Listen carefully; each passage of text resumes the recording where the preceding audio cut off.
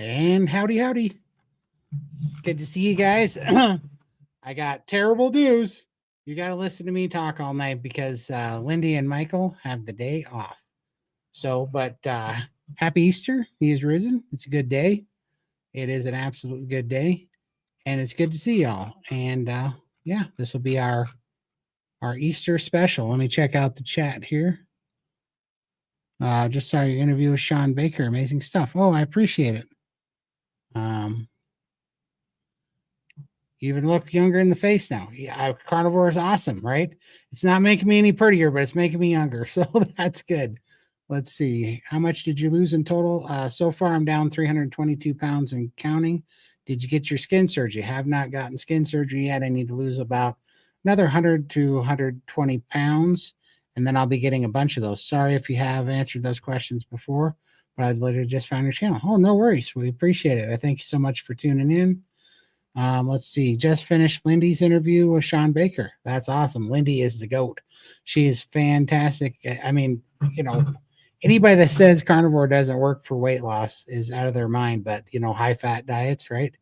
Because Lindy's lost 500 pounds. Absolutely unbelievable stuff.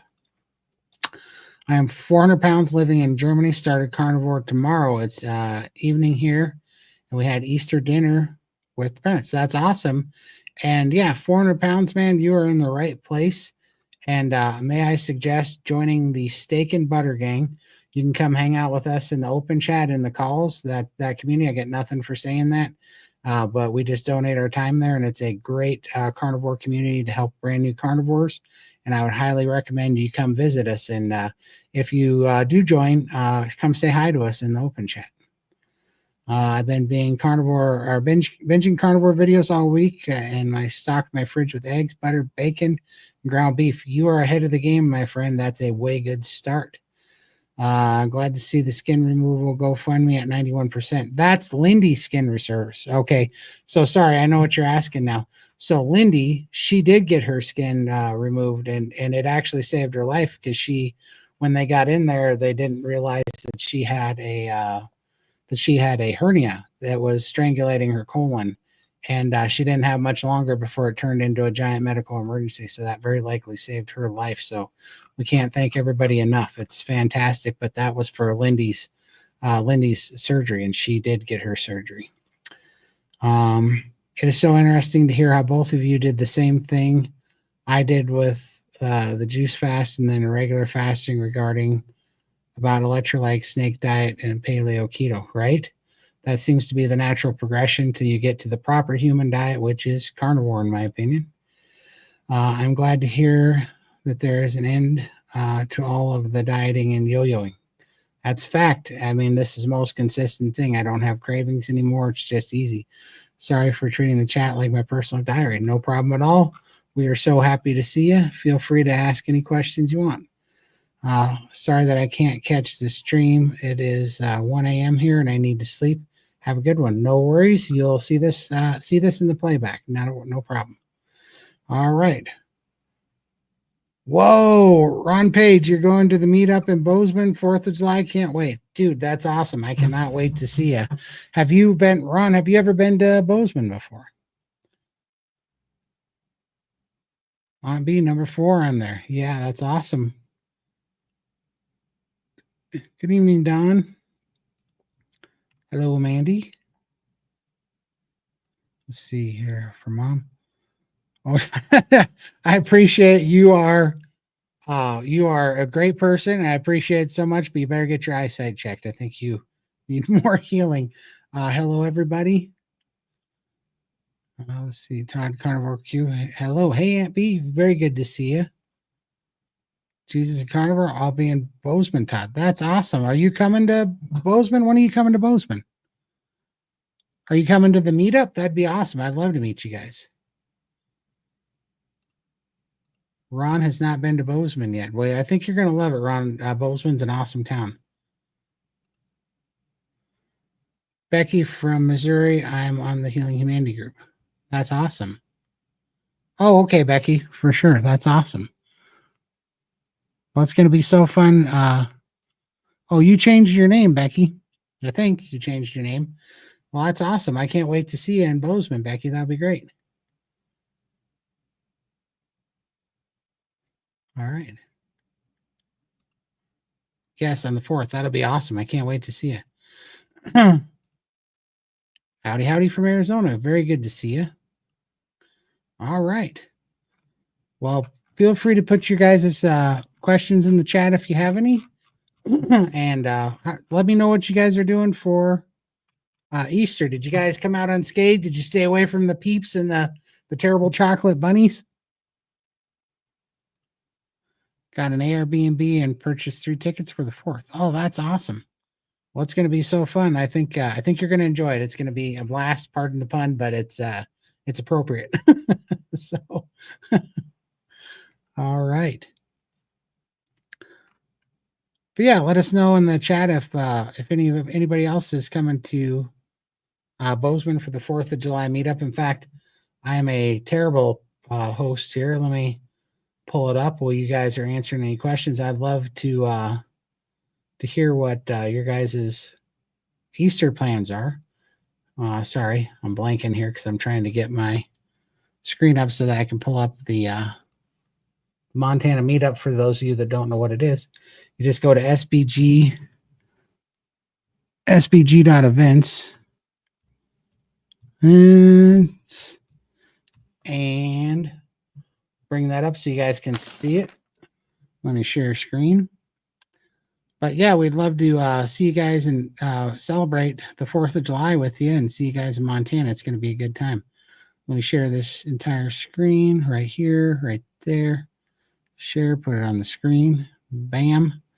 This is the SBG first annual meetup in Bozeman, Montana on July 4th and 5th. So far, we've got a bunch of people from Healing Humanity team, including Carrie Mann's coming. We got the Chafies, Anthony and Elle. We got Bella, of course, Steak and Butter Gal. This is her meetup. And we got Sean Baker, Dr. Robert Kiltz, yours truly, and also Dr. Phil from SBG and a bunch of the other SBG crew is hopefully going to make it. And we have to add Dr. Lisa Wiederman to this lineup. And yeah, it continues to grow. Get your tickets at sbg.events, and they are starting to go real fast now. So, and being that it's a holiday weekend, definitely try to get them early and get your Airbnbs and your hotels. We did add a list of hotels and rental car services on here. Plus, we have Uber and Lyft, and we have plenty of Airbnbs. So check it out, and we will see you on Independence Day. We do it right here, so it'll be great to see y'all. All right.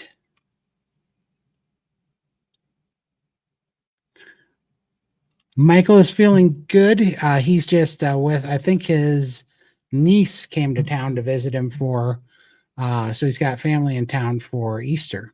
So that's why he's not on today. Looking forward to it. I couldn't afford both days, so I chose to spend the 4th with y'all. Oh man, it's going to be epic. I appreciate it so much. It's going to be a super good time. Easter dinner, leg of lamb and deviled eggs. Ooh, leg of lamb and deviled eggs. That sounds delicious. You're making me hungry. I haven't eaten yet today, which I'm really slacking today. I really got to. I had a Costco order coming and then they didn't come, and so it threw a monkey wrench in my works. Huge leg of lamb for the weekend. So good, plenty of leftovers. That's awesome. That sounds delicious. You guys are making me hungry for lamb. Easter T-bone was delicious. No sweets in my house, so no temptation. That's awesome, Amby. Way to keep keep the drugs out of there. We can't let that stuff sneak back in. Hi from New Zealand. Forgot what day it was, so this is a nice surprise. That's awesome. Good to see you, Beck. We're having New York steaks. I think maybe ribeye. That's awesome. You know, I just started doing a new high-fat diet here, just trying it out because I went through a round of oxalate dumping that ended up kind of leaving me with a pinched sciatic nerve, and so it caused some inflammation. So we're gonna experiment with some high fat here. And I never really realized how lean New York steaks are until I started looking at the macros on them, because the primal cuts that I have pretty good fat cap on them, but it's still pretty dang lean as it is. There's not as much marbling in them, so I was surprised that you really got to add some fat to those guys. When will the location be of the meetup be announced? I believe sometime in next month is going to be the full location. But I mean, what you need to know is that if you get somewhere around Four Corners or Belgrade, that's where you're going to want to be anyways, and you're just going to want to rent a car because Bozeman's very expensive anyways to stay in. And so even if we end up in a venue in Bozeman, it's no matter where you're at, it's about that far to drive. You're going to be about a 15 to 20-minute drive away unless you're staying right in Bozeman, and you really don't want to do that. It would be cheaper to rent a car and have a more economical accommodations in like Belgrade, Bozeman area on the outskirts of Bozeman, because the downtown Bozeman's expensive to stay in.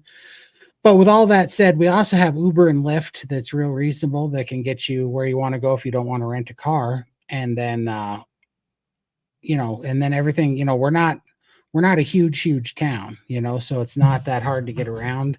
And it's not, you're not ever that far from everything. I don't know, in my opinion, because I'm used to always being 45 minutes from everything. So everything's about 15 to 20 minutes away if you're kind of centrally located around Four Corners, Belgrade. However, the venue will be being shows here. It's probably sometime mid to end of May because, again, people are just now getting the word, and we have to know how many people we are accommodating because we just didn't know. And venues are very expensive. Like I can't afford, there's not enough money in this at all to be able to afford a venue for 300 people if we only sell 150 tickets. It just will not pan out. The venues are very, very expensive here. So anyways, that's how that's going. But I will let you know sometime in May, and we'll get that worked out for you. I plan my summer vacation around the meetup, heading to Idaho to visit family afterwards. Oh, that's fantastic, Becky. That's going to be super fun for you then. If you've been to Idaho, then you've been around this area, and you know it's a fun trip for sure. So that's awesome. My place is between Belgrade and Bozeman. My Airbnb is in the country 7 miles from Bozeman and was surprisingly cheap for 2 days. Yeah, exactly. And that's just the thing. You want to be on the outskirts of Bozeman anyhow and take an Uber. Because if you get downtown, it's real expensive. If you get on the outskirts, it's a lot more affordable. That's why the venue really is not that important. You just have to decide that you're going to either take an Airbnb or that you're going to take an Uber or a Lyft, or you're going to rent a car to drive around because the Airbnbs downtown Bozeman and the hotels downtown Bozeman are just way more expensive. And especially on the holiday weekends, you're going to want to get those locked up early. But on the outskirts, it's way better. Easter hamburger patties, fat, eggs, bacon, butter, salt. Absolutely delicious. Way to go, Carnivore Junkie. That is a way good Easter meal. All right. There we go. So how's your guys' week shaping up? Sorry, I was just reading something. What's your guys' plan for the summer? Is everybody getting ready for summer vacation, and you guys doing a bunch of camping? Are you doing any road tripping? You going to any fun destinations, or what are you guys doing? Because we're just around the corner from summer vacation for most of us.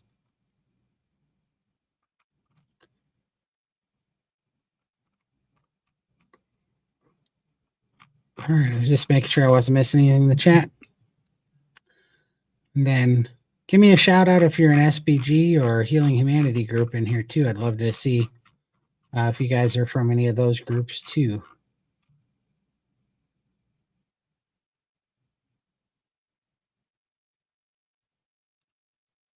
Let's see. We were driving from Missouri to Keystone. That's going to be a fun drive. And then staying the next day in Deadwood. Deadwood, Colorado is a really fun town. And then to Montana. Yeah, you're about from Deadwood. I want to say depends on how fast you drive, but you're somewhere around 10 hours from Bozeman from Deadwood, especially if you come from if you come through Wyoming there and through shoot, I can't remember that highway now. I've driven it a million times. What is that? Man, I'm drawing a blank. What's the highway that comes through Casper and Gillette and down to Sheridan and all that? Shoot, I can't remember that highway. SBG, Healing Humanity. That's awesome. It's great to see you. Everybody from awesome communities. This is awesome.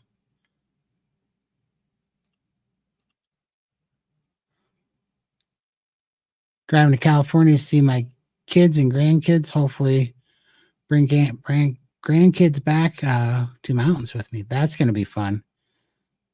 You're in the Healing Humanity community. Awesome, Tom.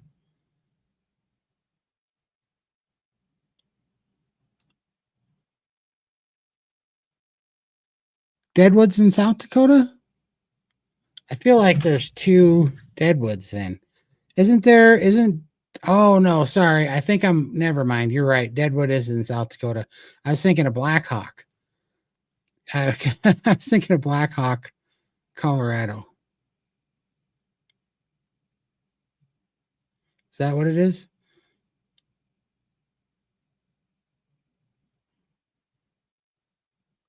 Yeah. I was thinking of the Black Hawk casino in Colorado City or whatever it was. That's what I was thinking Deadwood was. You see where I got my mind. That was from my old poker playing gambling days. Oh, that's funny. Only 7 hours. Yeah, that's not bad at all. Good evening. Good to see y'all. Howdy, howdy. All right. Well, it's been a busy day. We did some meetings in SPG, and it was really fun to hang out. I wasn't sure how many people were going to be on tonight because of you never know on a holiday. So it's awesome to see everybody. But yeah, so I've been you won't believe it, but yesterday it was the day before yesterday. Yesterday I only ate a stick and a half of butter. So I'm playing around with a 2-to-1 fat to protein ratio because I ended up I was oxalate dumping, and when I was oxalate dumping, my hip got real inflamed. When that happened, I got a pinched sciatic nerve, and so I've been dealing with nerve pain. And I went and got a blood test the other day, and I had high C-reactive protein from having inflammation from what I assume is this hip pain and pinched sciatic nerve. So trying some high fat here and trying to do 2-to-1, but I'm a big dude and I'm also lifting, so I'm trying to keep the protein up. So I decided on 250 grams of protein a day. And then I decided a 2-to-1 fat to protein ratio, which is 500 grams of fat a day, which if you're supplementing the fat because you're eating New York steaks, that's 5 sticks of butter. So the day before yesterday, and I'd never eaten over a stick of butter a day in my life just because I never craved that much fat. So yeah, I forced down 5 sticks of butter, and needless to say, I wanted to fast for the next 60 days because butter is so satiating. It was hilarious, but I did get it down. The last stick and a half, I had to take pieces of it and wash it down with water just to try it. It was just an experiment, but I took it down, and yeah, definitely revamping that plan, and I might do it 1.5-to-1 ratio if that's what it takes, just to see what happens. So I might massage that a little bit, but yeah, it's kind of funny that I've never eaten that much butter.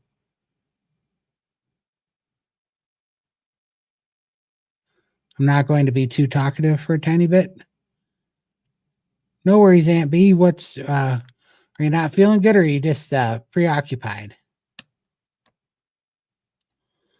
Question: what are the symptoms of oxalate dumping? So a lot of times they just start with breakouts in your skin, and then also joint pain. Those are the joint pain and some goop in your eyes sometimes. So you can get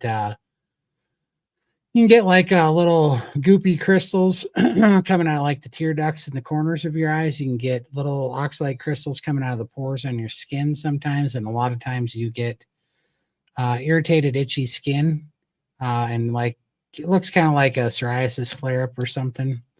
That can be a sign of it, but it's usually usually don't feel right. You usually feel just off and gross, or you get a headache, or just low energy, but then also you can get joint pain, you can get nerve pain, uh, you know, and then I got a bunch of nerve pain and joint pain that went to my knee and then to my hip and my hand, and then uh, SVG Alyssa, soon to be Coach Alyssa, is were told me to try try some green tea for oxalate dumping, and then that's kind of a dead giveaway if it goes away when you have some green tea, and it did, and then I fought that for the next 2 months. So yeah, so hopefully that answers your questions. What do we got here? I love butter. It's my energy right in the morning, and coffee about a stick. I'm so energetic. Absolutely. Man, I had great energy. I ate too much of it. I got you on me. Speak of the devil. There's Alyssa. Todd, Harry, and Gopher. Why not? For sure. So I'm not eating Gopher because Gophers eat Gophers. And she's being funny because we had a little Gopher conversation. See, we used to hunt Gophers and we used to have bounty hunts on Gophers where we would go catch like 10 to 20 Gophers and we would spray paint them. And look, I know this is going to get all the PETA people after me, but we'd spray paint Gophers fluorescent colors, and they were the bounty Gophers. So, and we would spray paint them like orange and then put O1 on the side of them and black. And so that was like General Lee, and we'd spray paint one black with a red 3 on the side, and that was Earnhardt, and we put all sorts of different numbers on them, but they had different monetary values. And so everybody would pay, $10 to get into the gopher hunt or $20, and it would all go in the prize pool. And then we had prizes for how many gophers you got. And then the fun was hunting until you got one of the bounty gophers. And, but of course we wouldn't eat them because they're disgusting little cannibals, right? If one gopher gets hit by a car, 10 other gophers will come out and start eating them, even if they're alive. And then those gophers get hit by cars. So, but yeah, we had a little gopher conversation because the chat wasn't being very talkative today. So we had a little lessons on gophers. And the reason why we do that is because they're little nasty little cannibals, but they tear up the farmland and people's cattle step in it and break their legs. So it's not good and ruins the land.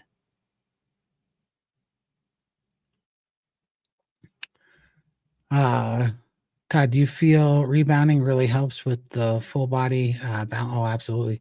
Balance and fluid, generally body health over the vibration plate. Yeah, I mean, I think both of them do. So here's what I truly believe is that the vibration plate helps open up the lymphatic system, and it helps, I just envision it as the lymphatic system being sluggish and kind of gummed up, especially if you have a lot of weight, especially if you're sleeping or if you're sedentary or sitting for a while and things aren't moving. And that vibration plate just helps loosen everything up and get some things flowing. But once it does, and you've kind of broke things up in your lymphatic system, and this is how I believe that it works. I think this is what's happening. I have no proof of this, but that's how I look at it. So I do the Wim Hof breathing, and that opens up your diaphragm and moves because, when you're sitting here, your lymphatic system is kind of plugged up at the waist, right? Especially if you're sitting a long time. So you get up. I like to lay on my bed flat and do the Wim Hof breathing and get stretched out. And that opens up my diaphragm. Then I go do 10 minutes on my legs on the vibration plate, and then 5 minutes on my own arms to open up the thoracic ducts. And then once my lymphatic system I feel is open that it's going to be, then I get on the rebounder and I do just these little calf lifts. And the reason why is because your calf muscles are like the pump, the heart for your lymphatic system, and that starts moving the lymphatics through your body. And I just know that, have you ever woke up and just felt tired and just lethargic and like not all there? Just like it's going to be a hard day, and it takes you a long time to get going, like it takes you an hour or two to kind of get the cobwebs out of your head. I find that if I do that Wim Hof breathing, and then as soon as I go get some sun and then get the lymphatics moving, man, it's like I feel great. I feel like a new person. I have so much more energy, and the day just goes so much better. And if I do that consistently, it keeps the fluid off of me the best. Uh,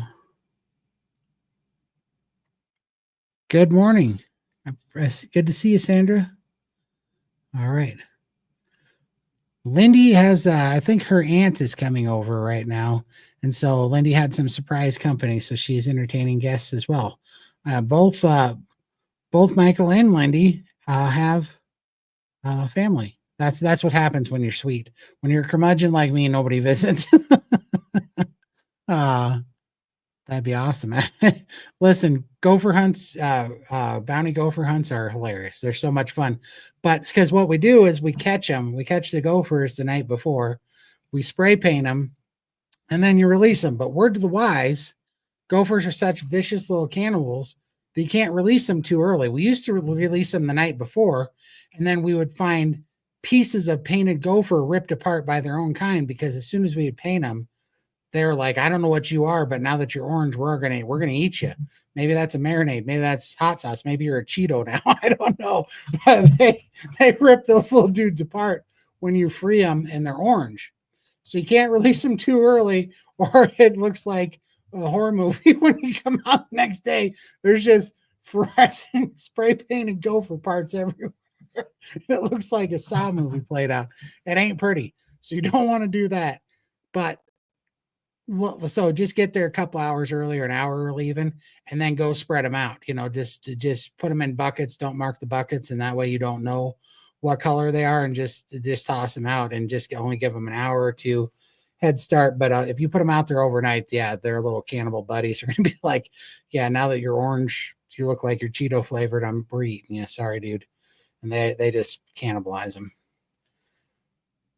Hard to believe he thinks animal cruelty is fun in a game. Oh, animal cruelty. They're first of all, they are fair game because they're rodents and they're killing our fields and they're breaking our animals' ankles, and that's not cruelty. And painting them is not cruelty. What they do is cruelty when they eat live animals, when they tear up the land and break our cattle's legs. They are rodents. They are pests. Do you say the same thing about stepping on ants? Give me a break. Big hello from Dave in Austin. Hello, Dave. Good to see you. All right. Happy Easter, Lewis. It's good to see you. No worries. Easter is the best time to miss the open chat for sure. They are very destructive. They cause wrecks. Gophers, they come out on the highways here in Montana and they get hit by a car crossing the highway. And then what usually happens is their butt gets pinned to the ground, but they're still alive, but they can't move. But because they're out there screaming, their little gopher buddies come out to cannibalize them. So like 10 other gophers will go out there and start eating them alive, because animal cruelty and all. And they'll come out there and start eating them alive. And then a truck will hit 10 gophers. Well, now it's a smorgasbord, and the gophers hear this, and the guts in the sun start to smell. So gophers start coming. And, yeah, no joke. There'll be hundreds and thousands, and even 10,000s of gophers that get run over until the point that the road is greasy with gopher guts, and you lose traction, and people slide off the road. It's like it's a real thing. It is crazy. They are like locusts, but little rodents, little cannibal rodents. They're gross. Let's see. What are we at here? Question: can you go in to how you sleep got better with the cod liver? Yeah, omega-3 seems to be helping me too. Did cutting out salt completely. So did cutting out salt completely. Yeah, I don't have salt unless it comes like in the cod livers or where else my butter. I was eating butter that wasn't unsalted, but I just don't salt my food anymore. But sometimes it's in like my cod livers that I have here. But when I started having these cod livers again, I don't know. I started sleeping better, and it must be whatever. I don't know what is happening and why it's happening, but it must be some of the thing where people say if you're not sleeping good, go have a stick of or a pat of butter before bed or whatever. And it'll put you to sleep. I've been sleeping better, and there's so many things that it could be doing. It could be that whatever the having fat before bed does for you, but also it seems to be taking the inflammation away from my pinched nerve. And so that seems to work too. So going for a post-dinner walk, absolutely. That's awesome, Lewis. That'll make you feel good. I got to get more of those in myself.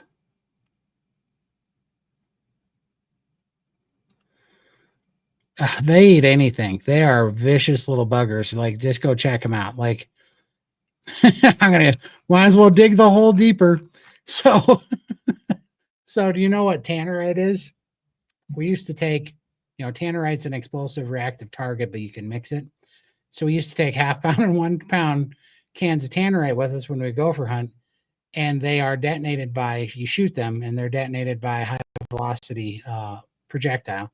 And so what we would do is we would go shoot one gopher and leave it out there, and we would go put a 1 pound jug of tannerite by the little gopher carcass, and then 10, 20, 50 other gophers will come out to eat him. And while they're sitting there eating him right next to the pound of tannerite, you shoot the tannerite and you blow up 50 gophers at once, to save ammunition. It was just kind of funny because they didn't feel anything. There certainly wasn't torturing animals, because they didn't feel a thing, I promise you.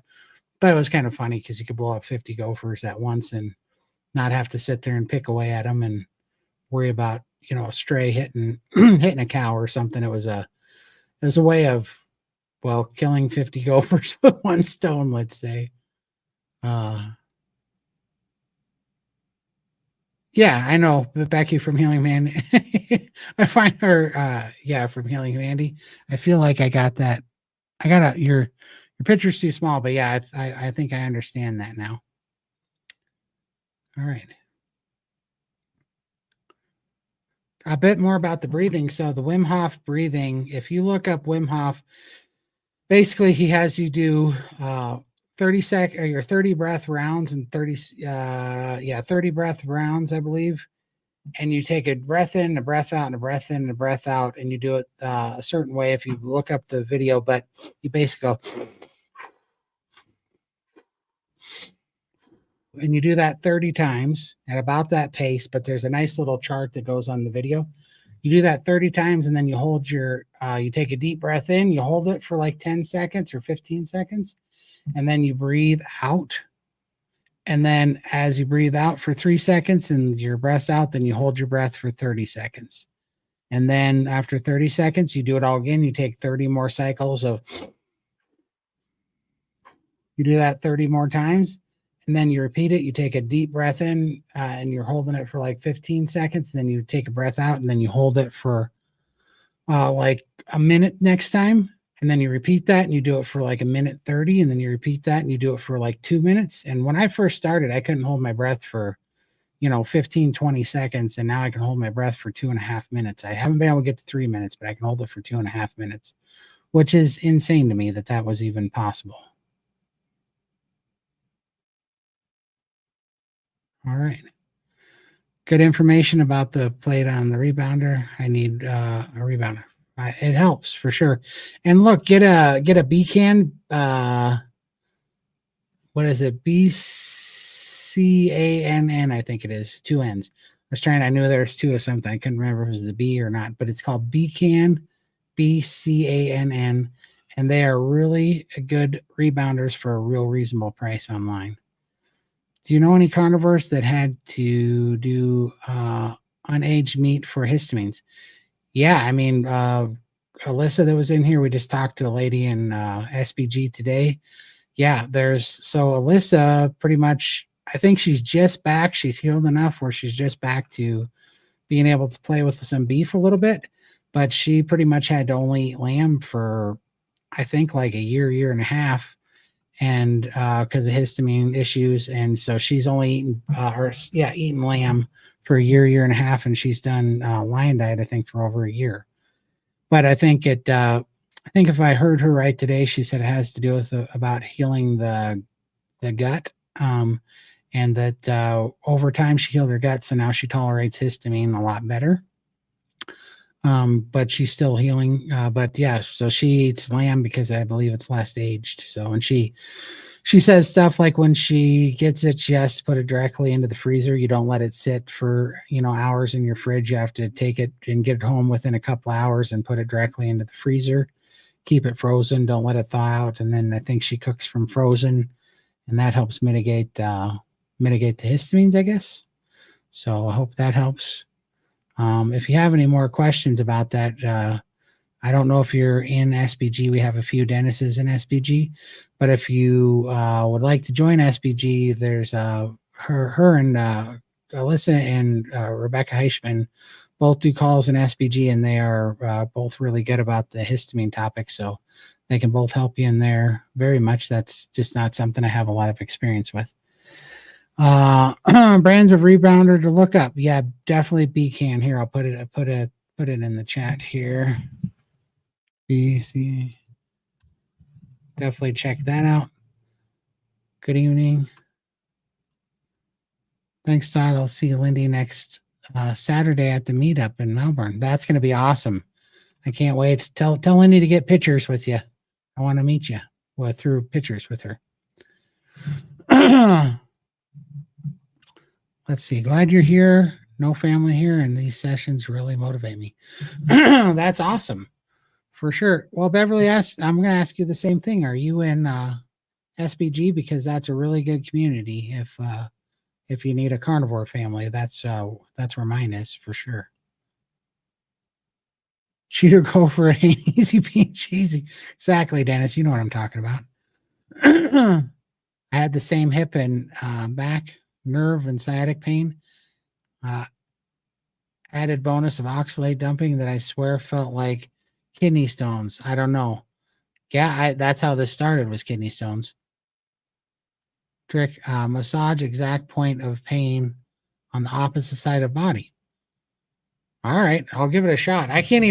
Some days I can't even tell where it hurts. It hurts somewhere between my back, between my shoulder blades, all the way down my lower left side, around my butt cheek, down my thigh, down my calf, and down to the side of my ankle, and all the way to my foot. I'm like, how is this possible? And it all started with oxalate dumping. First, I passed 3 kidney stones in 10 days, and then I had a swollen knee, and then it went to my hip and ruined me. Let's see. We're dealing with fires again, Swain County, Western North Carolina. Oh, my gosh. I'm sorry. I know how that goes. Todd at the Carnivore Career, you are a wealth of varied information. Thank you so much, Aunt B. I appreciate it. Don't think I've ever seen a gopher. Well, let me tell you that when summer hits, those little things come out, just like prairie maggots, and the ground will be moving with those little things, and they sit there and squeak. They're about, I'm not talking groundhogs. The groundhogs are giant gophers.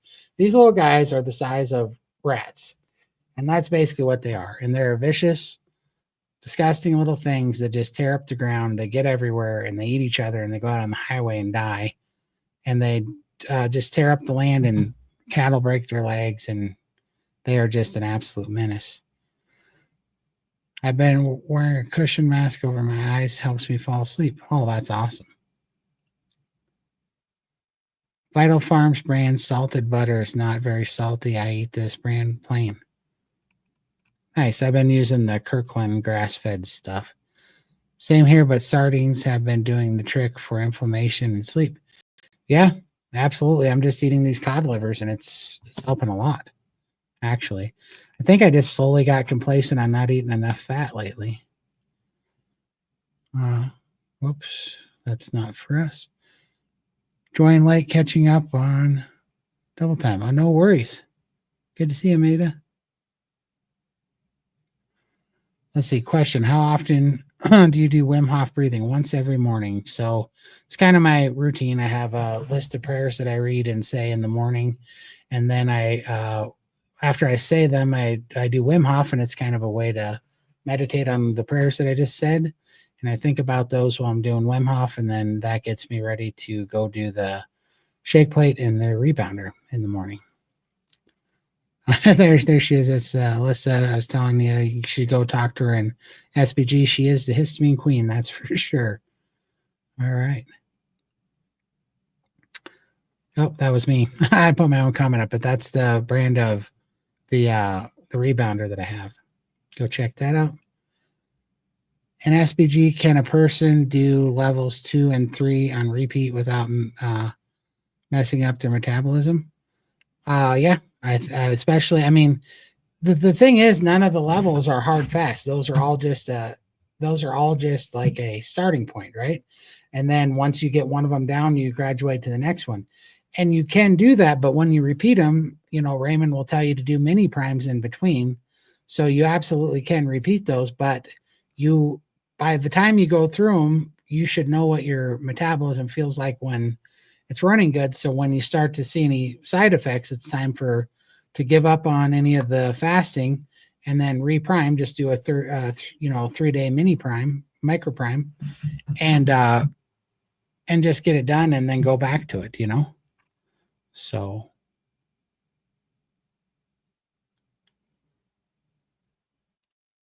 let's see. Hope His Health was weird working on no more inflammation or pain. Yeah, that's awesome. I think the omega-3s are huge for that. Any advice for anyone struggling with cravings this Easter? Absolutely. Eat through the cravings, stay away from all the nonsense, keep your why in mind and why you're doing this. Remember where you came from. Like Alyssa says too, if you do journaling, be a good time to read and reflect on, why you started this and all the things that have healed up, and that'll kind of remind you that, all your progress that you've made is not worth giving up for a chocolate Easter bunny, and then, but, before you go out and get into temptation around everybody's that's doing it, don't leave the house with an empty belly. Make sure you eat your carnivore foods, get plenty of, ruminant fatty meat in you, get that in you, and that'll give you, a good fighting chance when you get there. And then, have your why, and remember why you're doing this locked and loaded. And then just, I don't know, for me, I just limit my exposure. I'm just gonna go out, say hi to everybody, celebrate with them, make a showing, and then tell them I got to get home and eat a ribeye, and then, they're going to come after you. But depending on how long you've done this, you can either tell them, like when I was real sick and I was thinking about it, and people like, why are you going to do that? I was like, because I'm dying. I don't have a choice. I'm dying. This isn't about flavor or this isn't about flavor or, social norms or, hanging out with the family and friends. This is about not dying. And I can't do this anymore because I'm dying. And so you just let them know it's really bad for my health to do that stuff, and that you're trying to get healthy, and they might not understand it, but you can tell them all the ways that it's working for you and all the things that you tried, and it'll keep you, that you just kind of have to take the weird little stigmatisms out of it. And it does kind of make you a Debbie Downer, but that's okay because you really are fighting for your health, So ILC Environmental Literacy Council has a great article on why are gophers bad for farms. After scanning the information there, it makes me wonder, why isn't a bounty hunt a weekend occurrence? Right. I know. Seriously. I know. They are so destructive. Like people that will say something like, oh, you're being cruel to animals. They've never grown up or lived in an area that was absolutely ravished by gophers and having them cause all this disease and trouble. Like, yeah, exactly. We should have a gopher hunt every weekend that they're here. They are an absolute plague that need to be hunted. But what happens is you push out their prey. They come to farmland and areas where they don't really have predators because the predators have been chased off, and then they get overpopulated and they're an absolute menace, So we hunt them. And I mean, you have to hunt them, or it just wrecks your land. It just wrecks people's, ranches and farms, and it just wrecks all of our animals, and the damage is catastrophic. Like, you have to get rid of those things. So no worries, Cranky.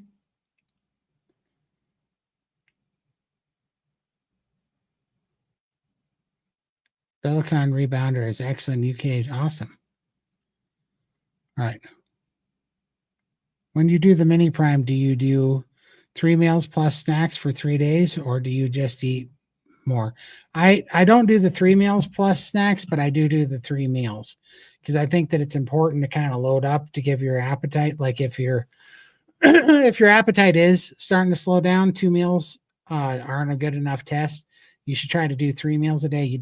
I don't do snacks, but you can if your appetite opens up and you need them. But I just do the 3 meals.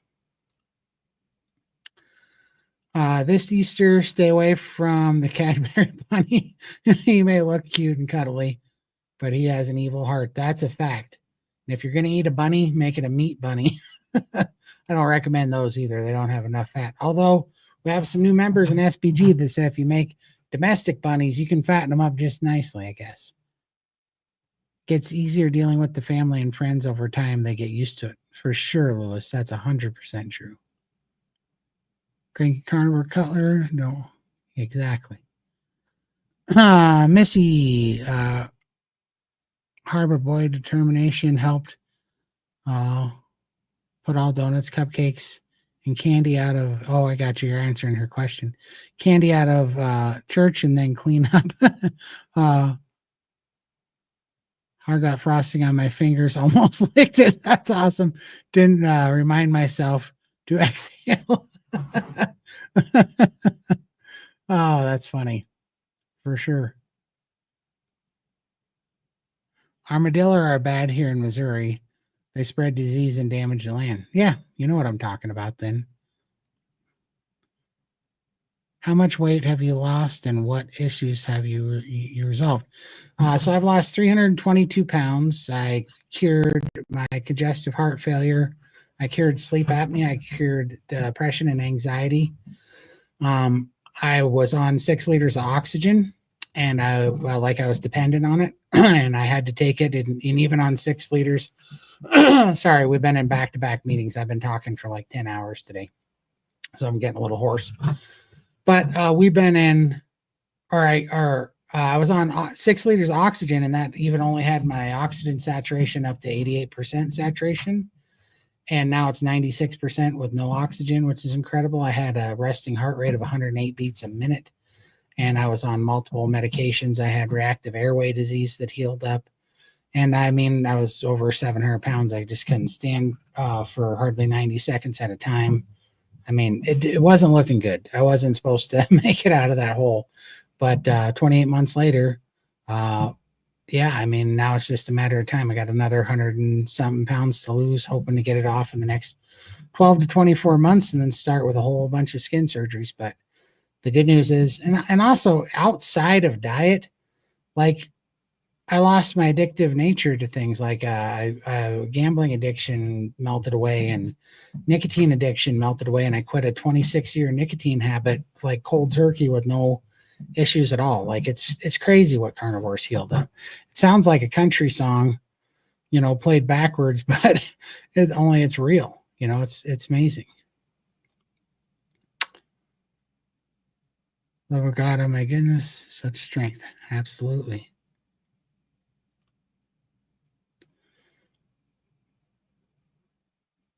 Question: any experience with butterbell? Why did my fresh raw butter from local farm smell on day 3 and fell to the bottom?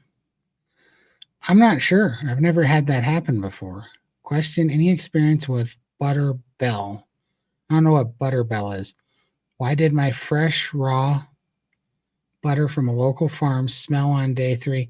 I feel like it's because it would have had to been because they had some lactose or something in it that was, that they didn't get all like the milk sugars and proteins out of it. Then, that there was still something in there that was maybe, turning, I guess. I don't know. I've never had that happen before. I understand about the Gophers, Todd. I grew up in Louisiana on a cattle farm, and our problem was armadillos. They will break the legs of cattle plus disease. Papa gave all of us 22s and said, have fun. Exactly. That's how you take care of them. Because what else are you going to do with them? Just let them wreak havoc and ruin the farm? Like, no, you got to take care of them. Let's see. I've gained weight but eliminated osteoarthritis, pain, and PTSD, hypertension, and sleep issues. Absolutely. Hi, Tina. I Todd, your naps. Oh, thank you so much. I appreciate it so much. That's encouraging. Question, Todd, is your mom doing? How's your mom doing? Does she still eat carnivore? She eats half carnivore and half not. And the reason why is because, I mean, it's just annoying, but the main reason why is because she had gastric bypass surgery like 20 years ago. And she's gotten weak and she just doesn't have the fight or appetite or room. And so she just likes eating soft things. So she tries to eat, which is fine. I'm for her eating whatever now because it's gotten to the point where she can't eat enough and won't eat enough unless it's something hyper palatable. And so we just try to do the best with the hyper palatable things she can eat. So she particularly, like we'll do some keto bread, but we'll put, some good fats on the bread with some good meats and stuff. And she likes that sometimes, but she also just likes her sugar and she likes to get into the stuff and she's just kind of given up and it's sad. And I'm watching her lose all of her muscle, but it's just the way it is because, she's 80, well, almost 82. And she's just going to do what she wants to do now. I think I can't blame her. If I was where she was at, I would have a hard time finding a reason still to be here because dad's gone and she really has nothing to do. She has nothing that she wants to do. Parkinson's pretty bad and her hands are shaking. Life's tough. I think she just wants to see dad again. So I think in her head, she's just like, why not eat sugar and go see dad, I think is where she's at with it. And I can't say that I wouldn't be in the same spot if I was 82 and, dad was gone. So I don't know. We'll see.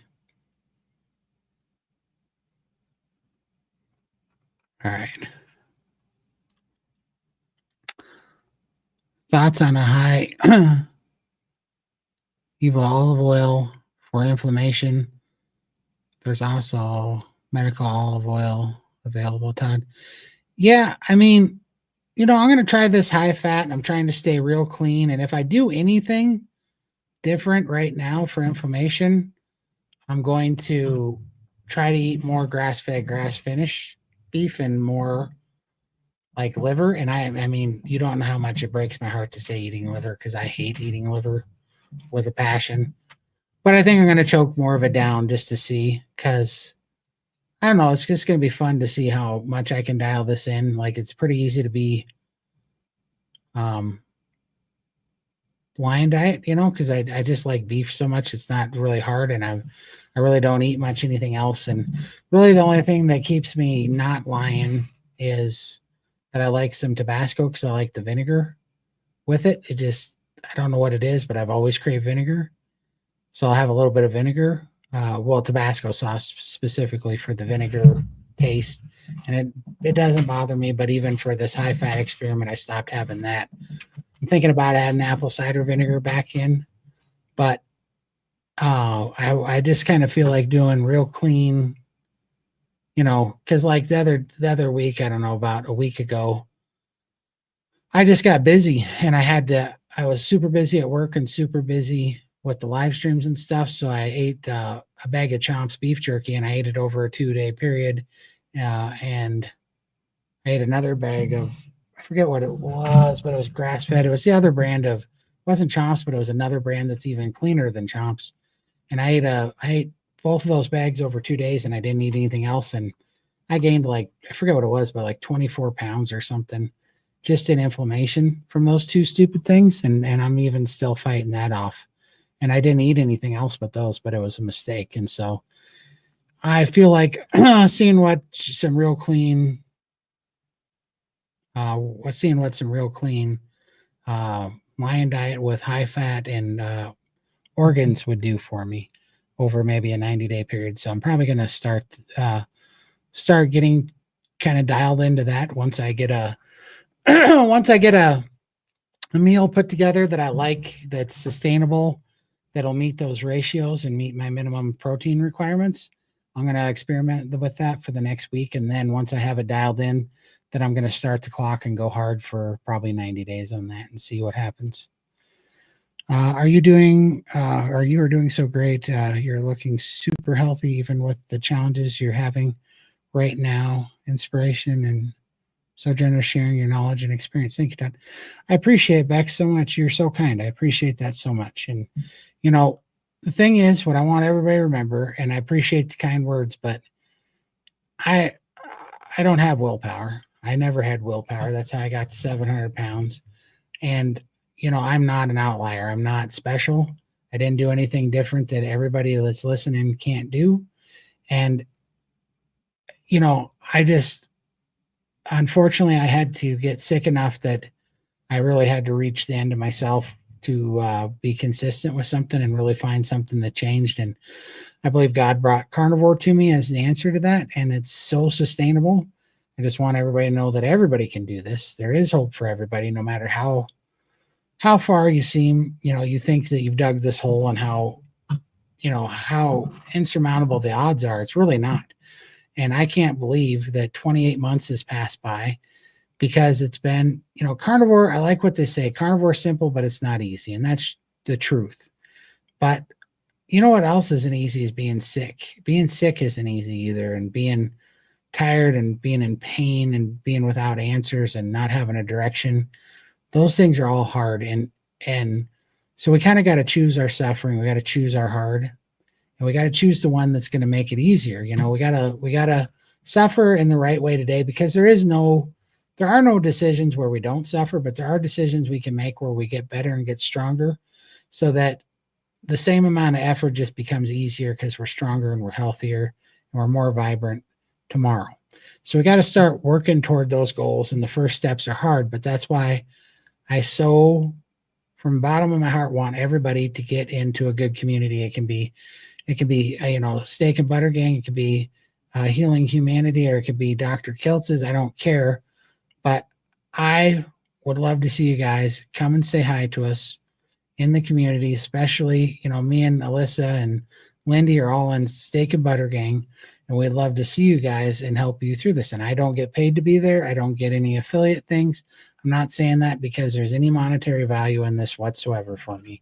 I'm saying it because it's the number one thing that I think new carnivores need to be successful and to get their feet under them, and to see from a bunch of other people that also have no willpower and also felt like they're never going to get out of it. And you can see a whole community of those people that are all getting better and bucking the odds together and doing, you know, being contrarians and doing exactly what the doctor said not to do, and getting better every day doing it. And we're absolutely proving all the propaganda about cholesterol and red meat completely wrong. And when you're around people, it takes away that stigma and it takes away that fear mongering, so that you can have confidence, and then you can hear from everybody that's gone before you that can really help you through all the difficult nuances. Because not every negative experience means you're doing anything wrong. It's just growing pains of your body and your fuel source changing, your body healing. Those things can feel negative when they're happening sometimes, but they're not. So we'd love to see you in SBG and come say hi to us. The butter bell is a unique type of butter dish. I've seen it online, but never used it. Oh, very interesting. I didn't know what that is. I'll have to look it up when I get out of here.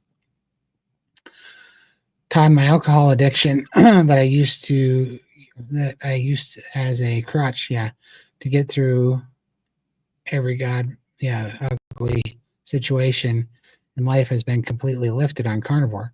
Jesus and carnivore saved my life. Absolutely, man. That's where I was.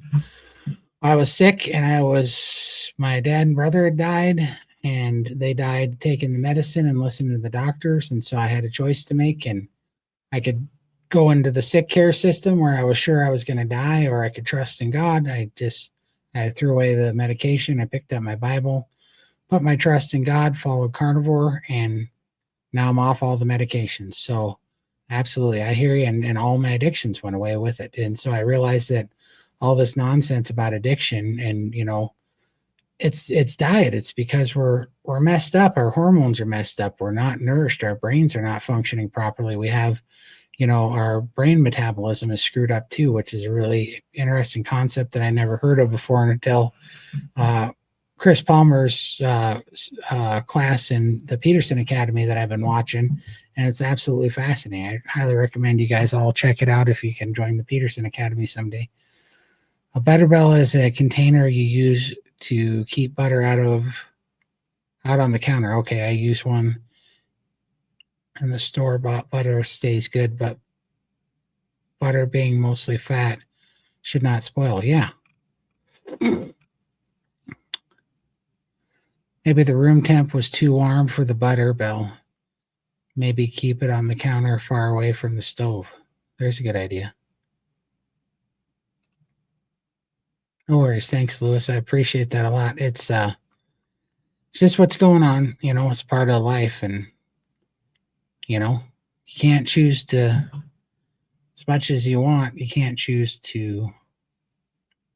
make the right decision for people. It's really what it boils down to.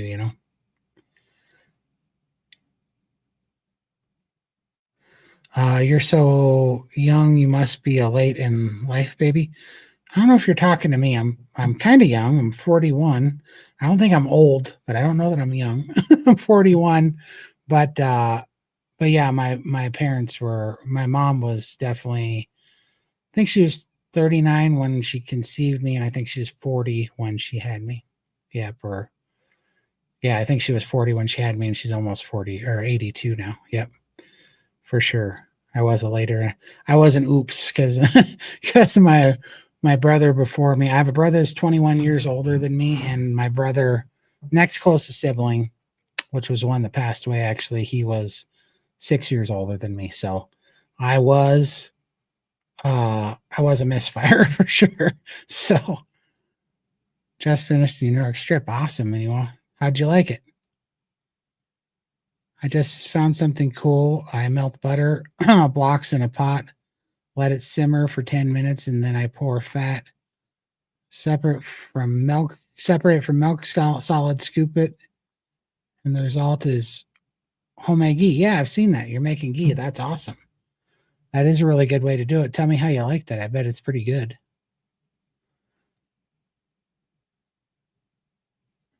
Thank you, Mandy. I appreciate it. Missy, I have cravings at home in the evenings. Good, no sweets at home. Yes, it's hard when I'm around sweets every Sunday at church, but just seeing temptation cravings at night. Yeah, for sure. Yes, Tabasco is awesome. And because what I found is that things that are vinegar based seem to set better with me. And I have a theory that they take out the oxalates or something, but I don't know. I don't mind. I don't mind at all. Let's see. Liver is good if you just cook it only for a few minutes. Yeah, man. Yeah, I've cooked it, and I actually like it better raw. So I've been eating it raw, but I think I'm gonna have to do what Alyssa's does and do it more frozen. Like I know I've taken it like in small pieces and just swallowed the small pieces, but I was trying to see if I could like it, because Chafee says if you do it raw, it doesn't taste bad. And he's right, it tastes better. But raw, I'm just gonna be honest with you, it tastes like I'm chewing up a giant blood clot. The texture is so rough. I don't know. I guess I have a problem with the texture. It's so weird. Lamb fat is high in omega-3s. I have just introduced 1 tablespoon of olive drizzle over my meat before it tastes early days. I gotcha. Dry spices and herbs, in your opinion, what would be the downsides? Well, I'm just going to give you my opinion. So just for an overall, I believe that you should eat whatever you think is right that doesn't have any side effects. And side effects could be inflammation, side effects could be some sort of reaction, side effects could be opening up your appetite too much, like dairy does, where it's making you unnaturally, I guess, ravenous, which could be good if you're not eating enough and you need to open up your appetite. Or it could be a side effect that brings back carb cravings. It could be a side effect that it curbs your appetite so you're not eating enough. These are all crazy side effects that can have. And so basically what I do is you should get as clean as possible and take all those things out and then try them one at a time. So what I can tell you for certain is that if I have garlic, or if I have black pepper, or if I have chives, those things tear me up. I have a huge inflammation issue with those. But also, if I use cumin and like chili spices, I don't have a big problem with those. I don't get inflamed. But man, I just tend to eat I just tend to overeat past my hunger cues when I have those spices in. I don't know why, but I do. Something about them makes me eat more. So I don't really care for those because I generally make like taco meat and I can tell I'm eating too much of it. And I can tell that after I've eaten it, I haven't absorbed or utilized hardly any of the meat. I'm just passing it through. And that's another problem. I don't want to pay good money for meat and then flush it down the toilet, and so to speak. So that's the problem that I have with spices. And that's particularly why I tend to like vinegar or a little bit of salt, which I don't salt anymore, but I used to. But that's a pretty good one. But some of the other spices, I have problems with them. Same like with coffee, curbs your appetite too. I'm betting that there's things out there that you might eat that might curb your appetite. I don't know. I mean, there's things out there. You just got to be really aware. And so before I would introduce those things, I would get down to as clean as possible so that you have a real solid baseline. And then, I don't know, journal or have a real solid baseline that you can remember, because these changes that these things can have on you can be subtle or they can be real extreme. But they can build up on you over time, especially, so you have to be real aware to kind of go through that test and to be real careful with what you're adding in, because they will sneak back in on you and be causing you problems, and you might not realize it, especially not right at first. Okay. I think that was too much protein and not enough fat. Jerky is losing. Yeah, for sure. I was, but also it was because it had a bunch of pepper and garlic powder and a bunch of nonsense in it, and it just lit me up for sure. Yeah, I thought, I see. Well, and this is a good point.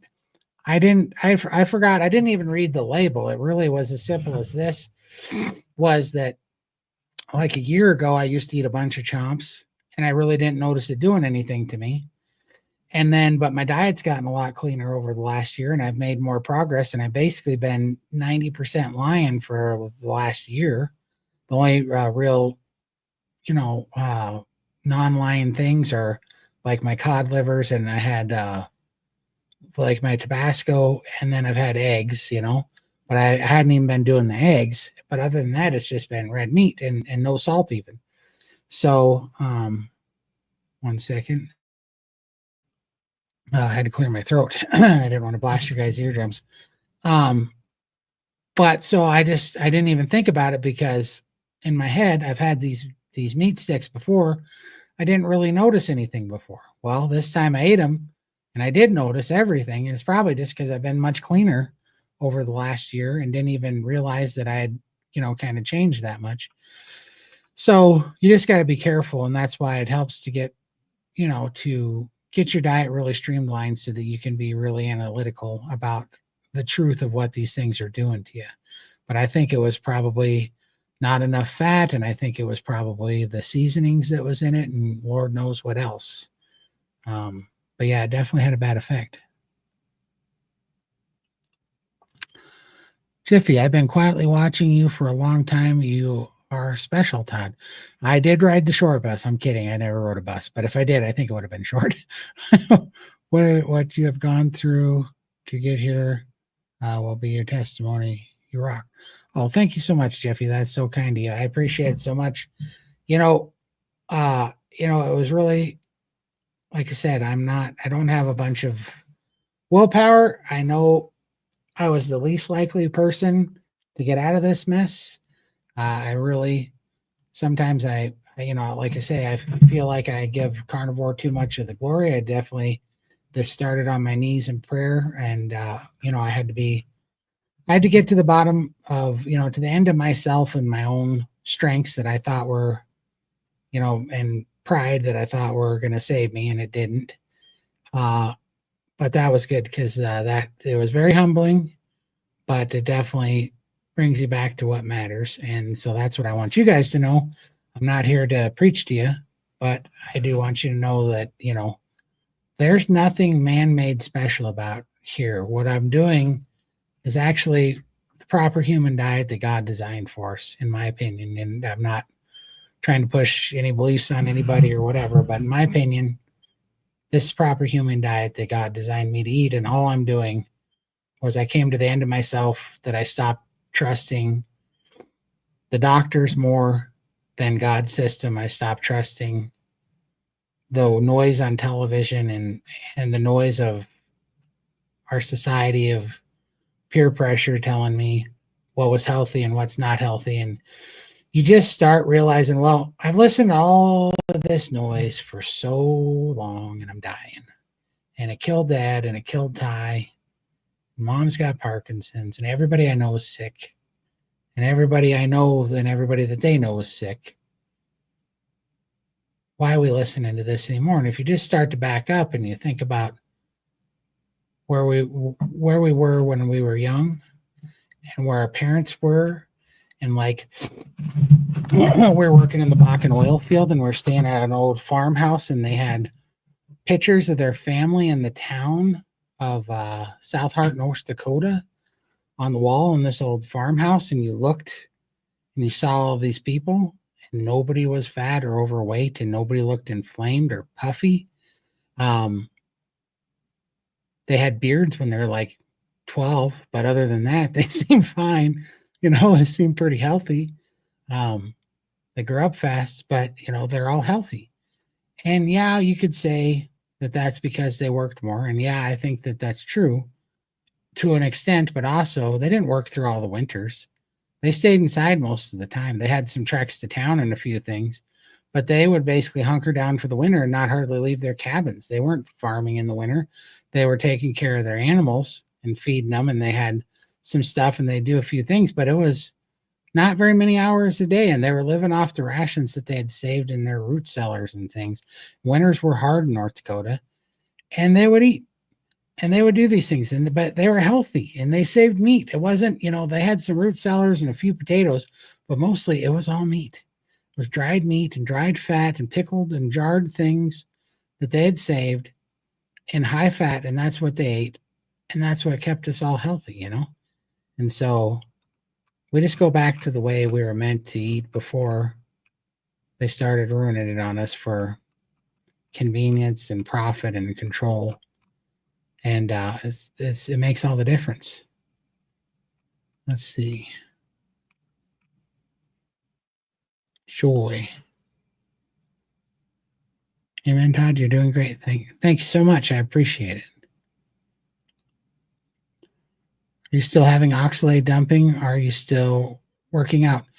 Yeah, so when my back so I'm working out, but it's totally different right now because I'm doing physical therapy because this nerve was killing me. My leg was even losing from this pinched nerve. My leg was losing some muscle. And so I work out now. I do my rebounding and my shake plate in the morning, but I'm not doing any squats or deadlifts or anything anymore. I'm not doing any overhead presses anymore. I can't really I've been trying to do the hit axle a little bit, but I can't really do that right now. But what I'm doing now is I'm doing these traction exercises and basically this like yoga poses, which sounds stupid, but it's to strengthen my back. And I do this wobble chair exercise where I'm stretching my back and I do the shake plate and the rebounder. And that's all I'm doing right now until until I can get this pinched nerve under control because it's gotten a little bit off the rails. D says, yes, I'm tired of being in pain and so determined, not willpower. It's hard carnivore only since February 15th. I'm almost 73, really need healing and to lose weight. Absolutely. And being in pain and doing all the things that we do when we're sick, those things are hard. But so is, so the effort we put, the difference is when we do the hard things on the standard American diet, it doesn't pay us back with health. We get sicker and those things get harder. But when you do carnivore and you take your health into your hands, then it pays you back and the hard things get easier and easier and easier. And you become more and more free and more self-sustainable. And then you realize that all this nonsense about carnivore not being sustainable is all a lie because it's being said by a bunch of sugar addicts that can't imagine a life without, little Debbie snack cakes and stuff. Did you see Carrie's video? He's telling his doctor and she was amazed. I haven't watched that video yet. I saw it up there and it's on my list. I just got busy, but I'm definitely going to be watching it tomorrow. I make my own ghee. It's way too expensive to buy. Yeah, I hear you there. Todd, I recently lost my mom and she had Parkinson's too. So I get it. It's tough. Yeah, for sure. I mean, I don't know. It's the same way when dad died. I didn't want dad to die and dad was trying not to die because he knew we needed him. But also at a certain point, you just kind of see that they want to go. And so you almost feel bad putting pressure on them to stay because you know that they're kind of only staying for you type of thing. And so I don't know. It is a hard thing. And that's one that I'm just going to have to, I think we all have to just leave that to God's timing on that. So what supplements are you taking for your oxalates? So I don't take any supplements now. And I really didn't before. I was having green tea to curb the pain, but I also hear people take calcium. But I started taking the green tea at the end of it. And I was grinding up at the time when I heard the calcium was part of it. I was just taking my eggshells and putting them in a coffee grinder. And I wasn't even baking them like you're supposed to. I was just putting them in the coffee grinder, grinding them up and then sprinkling them in my omelet and mixing them in. And it made it pretty gritty for sure. But I was using the eggshells as my binder for the oxalates. And I was having the green tea. And then they said you're supposed to have some citrus, but I had a little bit of vinegar. I thought it might do the same thing. I don't know. I don't appear to be having any oxalate issues anymore. I'm just having kind of some leftover pinched nerve pain because I think, I don't know what happened, but I think I got a herniated disc because I think when my hip was inflamed from the oxalates, I think I started leaning funny and sleeping funny to stay off it. When I did that, I think I did something. I'm not sure.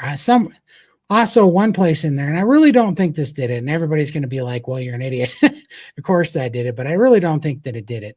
But I was before this happened, I was working out and I got a little too excited and I went and I put 400 pounds on the squat rack and I did a couple of squats with 400 pounds, which was the heaviest I've done since I've been sick and then gotten healthy again. And so I was trying to get my squats back up and I thought, I think I can take this, because I know that sounds crazy, but I've lost over 300 pounds. So squatting 400 pounds, it's not all that crazy, really. And I used to be able to squat a lot more. I used to be able to squat like 520. And so I thought I could get 400 pounds on there and I did a couple and I didn't feel anything get hurt, but I felt it was just too much and my legs were weak, but I didn't feel any pain or any sharp pains or anything get hurt. So I don't know if I did that then. And it was like a couple weeks later that I passed some kidney stones and then went down this rabbit hole of crappy oxalates. So I don't know if I might have did something then at the same time, if it was kind of a double whammy. I really don't know. Oh, thank you so much, Beverly. I appreciate it so much. Don Vickers, when you go full lion, can you still eat deer, bison, elk, or is it just beef? No, you can eat all those because those are all ruminant animals. It's all ruminant animals. So it's just you don't want to eat like, pork or chicken or whatever. And then, yeah, I mean, some people do what's called the sea lion, and then you can have fish and ruminant animals. But yeah, the lion diet is basically just ruminant animals and water, really, and salt. I want to go full line starting in May. Been carnivore since January 1st, doing well. That's awesome, Don. Yeah, like Alyssa's lion, but she does it all with lamb. Good Lord, my brain's not working today. She did it all with lamb. I didn't do it in the oven yet. I'm still okay. Your steak. Meanwhile, I didn't do it in the oven yet. I'm still a little confused. Do I put the steak in the cast iron pan in the oven? Yep, that's exactly what you do, Miniwa. So put the put the cast iron on the stove, give it a little half sear, then put it in the cast iron, put it in the oven at 250 with a meat thermometer, get it up to 123 degrees, then pull it out, let it set, and get it out of your cast iron, and then get your cast iron really hot, put it in there, sear both sides, throw some butter in it, do a butter bath, pull it back out, let it rest, and then cut it against the grain, and it's perfect.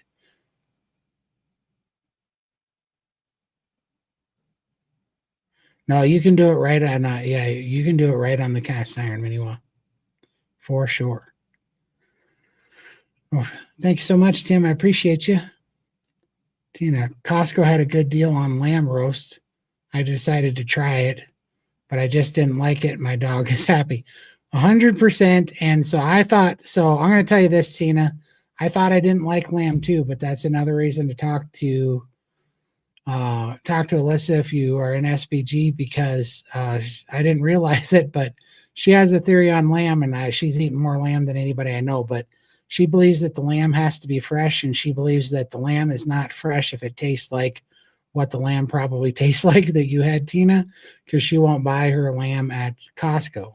So I'm assuming that you got some stinky old lamb. I didn't know that there was a difference, but she's had enough good lamb to recognize what bad lamb tastes like.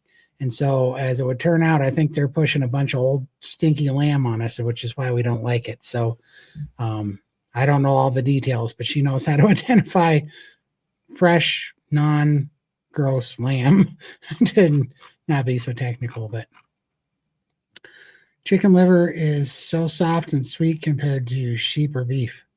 Slow fight. Oh, I love chicken livers. Those are great.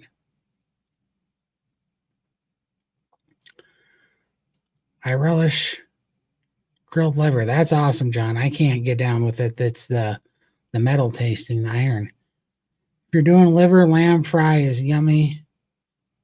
Not so keen on beef liver. I gotcha. I'm missing A1 sauce on my steak. Use if you're missing A1 sauce on your steak, Miniwa, just try a little bit of apple cider vinegar. It'll give you kind of that little tang.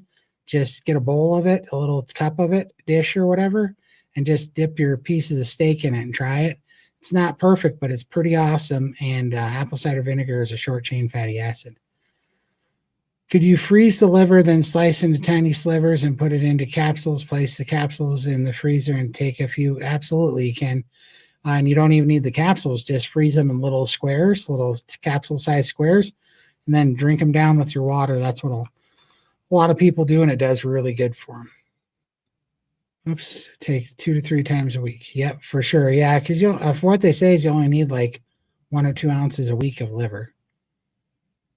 You just said you don't salt anymore. Why did you stop salting? Because I lost my taste for it. So I almost hate to have this conversation because every time I do, people come back and they're like, "Whoa, I just did a month of dry fasting. I feel terrible."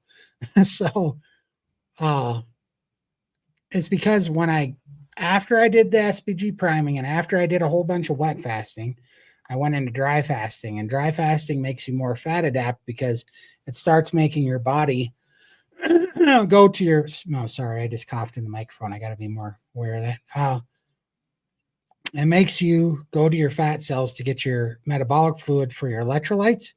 And when that happens, your electrolytes start being way more balanced, and you become more fat adapt. And when that happens, or when it happened to me, I stopped drinking as much water because I wasn't dehydrated anymore and my electrolytes were in balance. When that happened, I just lost my taste for salt. So I didn't plan to do it. I just lost my taste for it. Let's see here.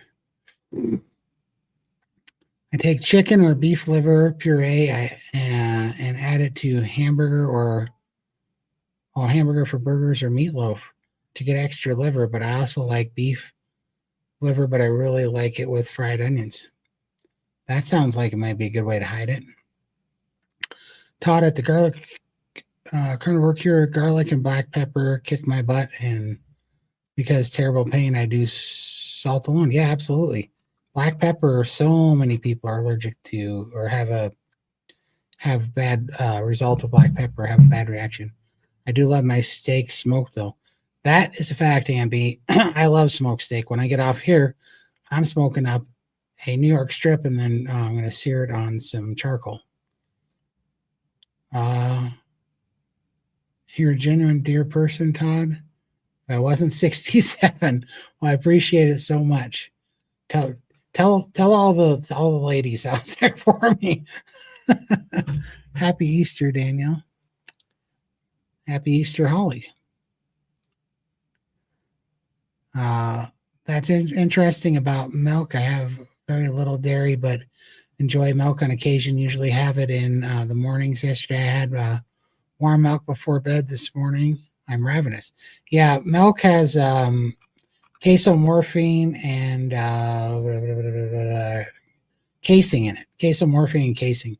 And casomorphine gives you the little dopamine hit in your brain. And the casein is it like opens up your appetite and it makes you eat more. Yeah, come to think of it, adding seafood and omega-3 was knocked out some subtle inflammation I was having too. Yeah, the omega-3s really do help, you know. And the thing of it is, man, it's crazy, right? Because you know, when you have, you know, so many problems going on, like you're fighting cravings, you're fighting sugar cravings, you're fighting withdrawals, you're fighting all these things. And it just feels like an uphill battle. You know, you don't feel any of these subtle differences, but when you start doing carnivore and everything heals up and you get real clean and you get your signaling back and you get free from the addiction and you get free from all this noise, then all of a sudden you're like, oh man, those omega-3s really make a difference, you know, because it's like when I was sick, everybody was like, oh, dude, you should do this X, Y, or Z. You should take this supplement. You should eat this thing. You should drink this much stuff. You should go for a walk. You should get some sun. You should do all these things. And like nothing. I couldn't feel the difference of nothing. I just was like, okay, well, now I'm miserable in the sun. Well, now I'm miserable in the heat. Well, now I'm miserable with, you know, fluorescent pee because I took vitamins. Like all this stuff was going on, but nothing ever made a positive result. And it's because we were so sick. There were so many things going on, and you can't add one supplement to your diet and make it fix, you know, the standard American diet. You're just never going to feel it. You really have to dry out first. It's like going to a halfway house or something and getting clean and then putting things back one at a time and healing your body and healing your hormones. And then you can go, oh, okay, this is what this does. This is the effect it's having on me. And you just build up slowly. But it's such a good process to go through. And what a foundation you're building, because you have all this steadfast knowledge that nobody can take from you. Like right now, there's not a, you know, a white coat wearing professional with any amount of degrees that can tell me that I'm better off not eating meat or not eating fat, you know, or not doing carnivore. They got away with that shit for 39 years, but nobody can tell me that now because I've walked the walk. I've lived it myself. I've watched a miracle happen in my own life, and it's given me back my health. So now I don't have to take crap from anybody. I don't even have to worry about it. I don't care. You know, first of all, I'm living on, you know, grace right now. I shouldn't even be here right now.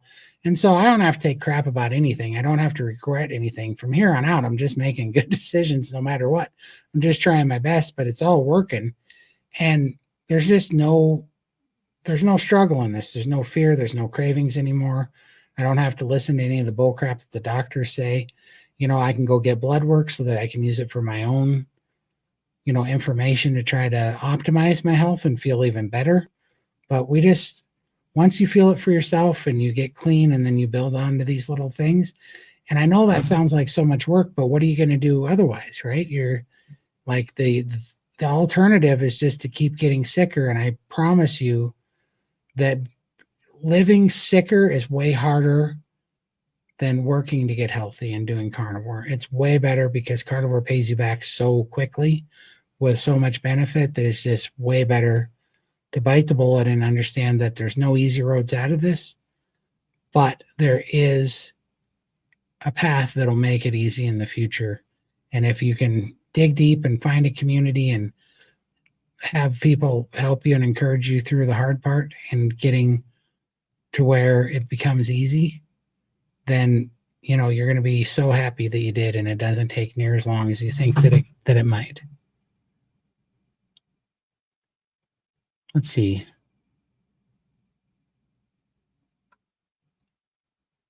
Thanks so much.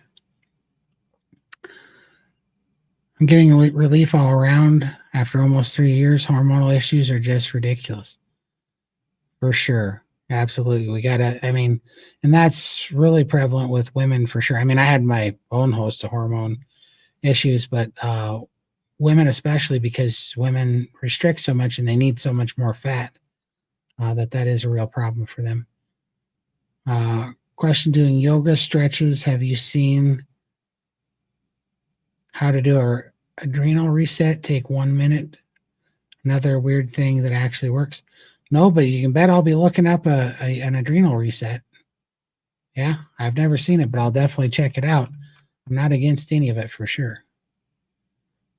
Why do you think some people are carnivore influencers like Carnivore Kip that can't stick? Oh boy, can't stick to the carnivore diet. All right. I'm only saying this because you asked, and I don't bring certain people into this, but I believe that Carnivore Kip is more worried about getting clicks than he is about doing carnivore. And I think, unfortunately, Carnivore Kip has not gotten sick enough to where he takes it serious enough. And we take, I've heard some sideways comments come out of his channel about people that sure sound like me and Lindy and Michael and things. And I've heard some sideways comments come down the pipe about that stuff. But the fact of the matter is, I didn't have a choice. And I'm not dogging on Kip. Like,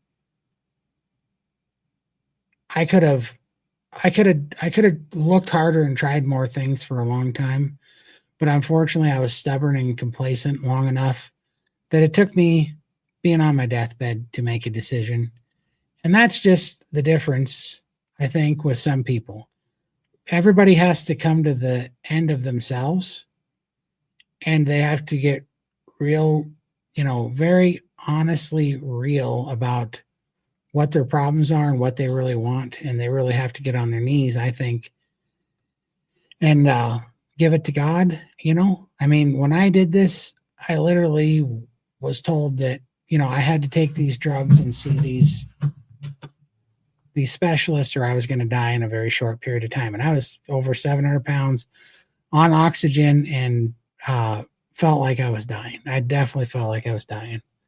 And things didn't look good. And I still had to make the choice whether I was going to listen to those people sick carry me to the grave, or if I was going to bet on, I didn't want to bet on myself. And I didn't want to bet on the doctor. So I bet on God. And that led me to carnivore. And that's what I followed. And all I'm saying is, I can only speak from my experience, but I just believe that some people some people take this lightly because they haven't got sick enough yet. And I didn't have an option. And it gave me a second chance. It healed me. It pulled me out of the grave, really. And so it's not a joke to me, and it's not a side show attraction, and it's not for clickbait. That's why I do this every night. I don't make money doing this. This channel costs me money because I have to pay an editor and all sorts of stupid crap. And this channel costs me way more money, and Carnivore costs me way more money. But I feel like people need to know, because we're all being lied to, and people like me and Lindy and Michael were prisons in our body. And I know that there's thousands, if not hundreds of thousands more people out there like us. And that's just the ones that I can relate to. There's people in all sorts of other prisons, and there's people on the other side of this. And good friends of mine have people in their life like that are anorexic, that are dealing with it on the way other side. There's so many people that weren't fortunate enough to be able to just be obese. Instead, their body didn't gain weight, so they got autoimmune conditions, and they fight that. It's all across the board. And unfortunately, it's a travesty, and we've lost so many people to suicide because they are depressed and full of anxiety and all these mental disorders, when they could have been saved just by the food. And so this isn't a joke. And I think that's the difference. If Kip knew that, like really knew that, he can say all day long that he knows that. But if he knew it like I knew that, if he knew it like Lindy knew that, he wouldn't want to keep playing around with it. He would reach out. He would join a community. He would be accountable. He would really do it. But he's just not there yet. I think he'll get there, and I think Kip will get it figured out. But and he's got to get real serious with God, not religious, right? This has nothing to do with religious or saying a bunch of Hail Marys or something stupid. This has to really getting personal with God and getting on your knees and saying, I got, this between me and you, and I got no place else to go and nobody else to trust and nobody else to bet on. And everything I've done is not working. I'm surrendering this to you. And, we're either going to get through this or we're not. And once you get to that point, God will meet you there. That's honest. And God will meet you there, and he'll humble you. And I'm humbled. I mean, I had a lot of ego and opinions, and I used to be very much more, I know I'm sarcastic now still, but I was judgmental in things back then. I shouldn't have. And now I'm not any of those things. Life's hard. People fall in traps. There's so many pitfalls out there. There's something on every corner that's going to get us addicted and try to steal our health and our joy and our peace from us. I think we all just got to find something that works. And I guess what I'm saying is that I don't want to fall off, and I mean, I tell everybody when even something goes remotely off the rails, and the most it's gone off the rails for me is I introduced coffee for a 2 weeks period because I wasn't sleeping because of this pinched nerve, and it made me moody. That's the biggest off the rails that I've gone. And it was just iced coffee plain, but just the coffee made me moody for 2 weeks. And, I just don't care. I'm trying to spread this message. And what I don't want the message to be is that it's unsustainable or too hard. So why even try?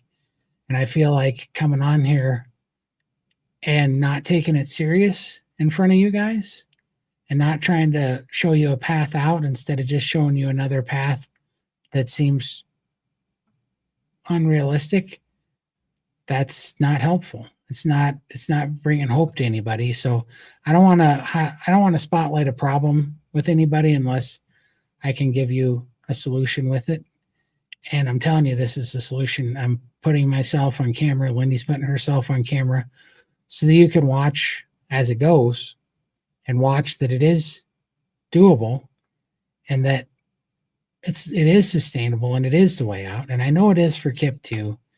He just hasn't got there yet. He just has not put up the safeguards yet because he hasn't gotten sick enough and tired enough of being sick and tired, but he'll get there.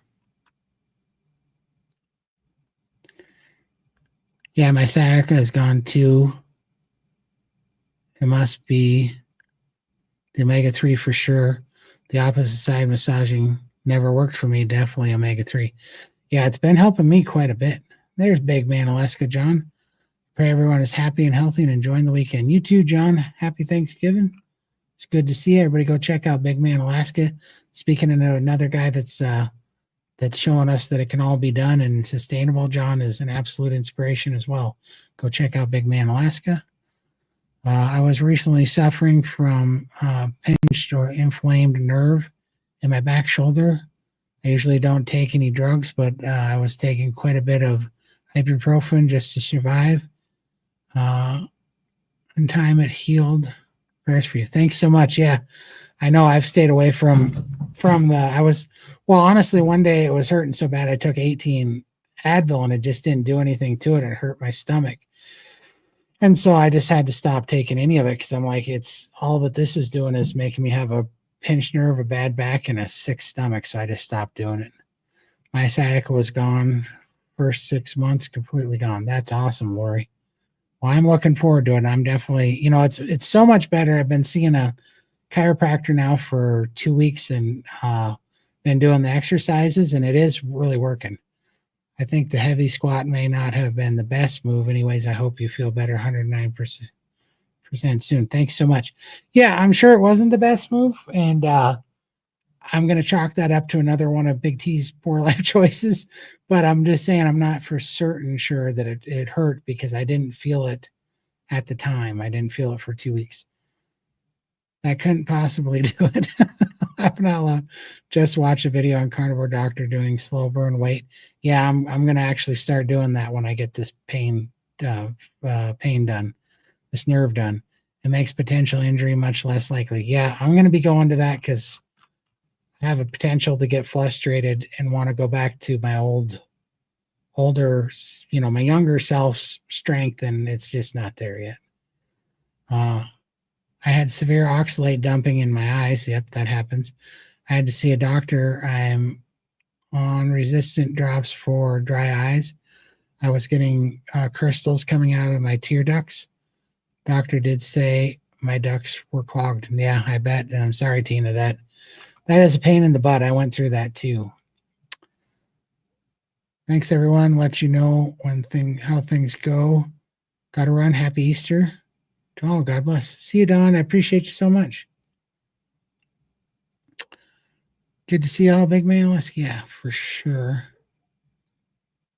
My mom used to raise sheep for lamb. That's awesome. I want to do that in the future. I think I need a food growing system in my backyard here pretty soon. My eye lenses popped out into my face, so I knew oxalate dumping is a thing. Skinhead crystals too, for sure.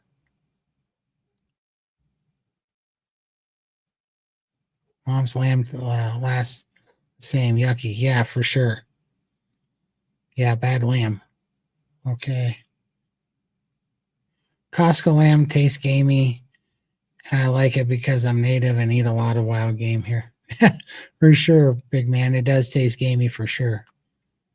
All right. Gotta make sure that I'm getting everything. Thanks. Let's see. Thanks for the explanation about how you lost your taste for salt, Todd. I appreciate it. No worries. That is 100% truth.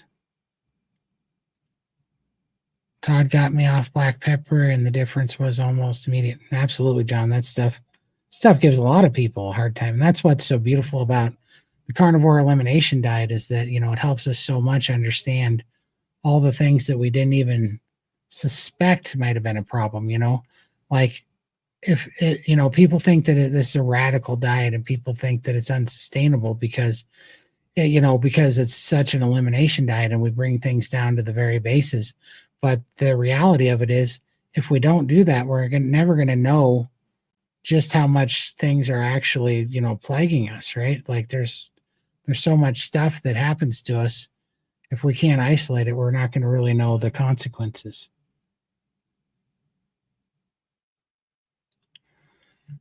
I cannot comprehend what people mean by tasting gamey. I grew up eating deer, elk, mutton, and a little antelope. To me, they taste different from beef and from each other. For sure. I know they do taste different, but they all I'll tell you what, even to me, even sirloin steak tastes gamey. Like there's just that little hint, you know.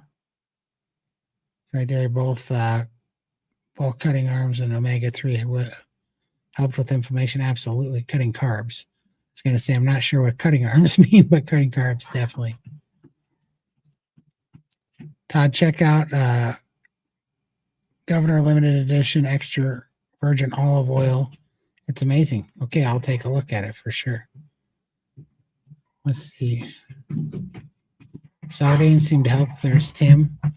Why does government want to kill our egg layers and beef cattle?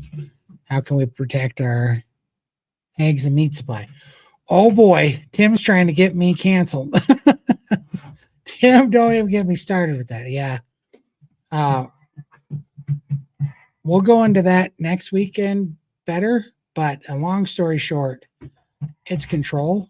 And the reason why they're trying to take it away from us is because they know that specifically eggs are such a perfect food and ruminant animals are such a perfect food that those are our way back to health that they haven't figured out how to screw up yet by genetically modifying them. So they want to take them out and ruin them with mRNA vaccines and killing off our eggs so that we have to eat eggs in a jug that they make in a lab and eat lab grown meat, because ultimately this isn't even about money. It's all about control. If they have control, they don't even need the money, and they want us sick and they want us to be controllable. I mean, it's a pretty crazy movie. Go check out that movie called In Time. Justin Timberlake's in it actually, but it's a really cool movie about how currency goes away and everybody has a clock on their arm. And I think when they turn 16 or 18, the clock starts and you're born with like 5 years on your arm. So you get to be like 18 plus 5 years. When on your 18th birthday, your clock starts counting down on your arm. And you have to go to work. And at the end of the week, you might work a week and get 5 days time on your arm, but doesn't that suck? Because you worked a whole week, but you only got 5 days back, right? And when that clock runs out on your arm, you drop dead, right? Your organs stop functioning. And when you go get a coffee, you got to give them a minute of your time. And so they take a minute off your clock. If you go get dinner, you got to get food, you pay the rent, it all comes off your clock. It's your life. And it just paints a much more interesting picture of how we trade time for living essentials, and we undervalue our time, and we overvalue things we spend our time chasing so that we can buy things to impress other people, to get to a certain spot that means nothing, because at the end of the day, it's our health that matters, our relationships that matter, and those things.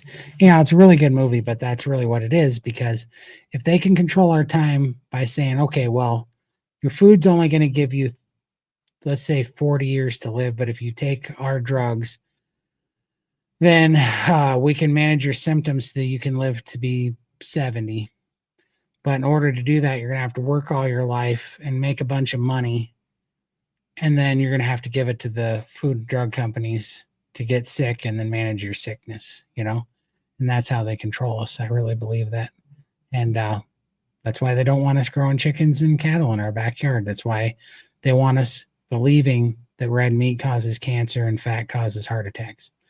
It's all bullshit, and it's for control, because the powers that be don't know how they can control a population that keeps growing.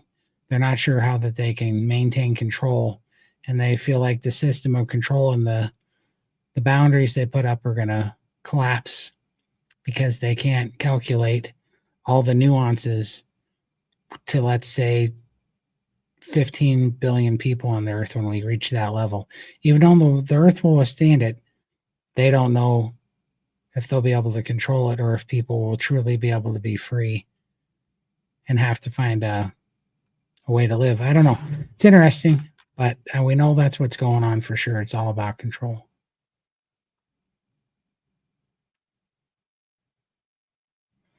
Lori says, I can do a pull-up now. I do daily now. couldn't get out of bed before Carnivore. That's awesome, Lori. Back injury. Congratulations. That is a huge NSV non-scale victory. Let's see. Hello, late. Don't think I'll zoom through today. Hopefully, have an amazing Resurrection Day. Yeah, you too, Linda. Appreciate you so much.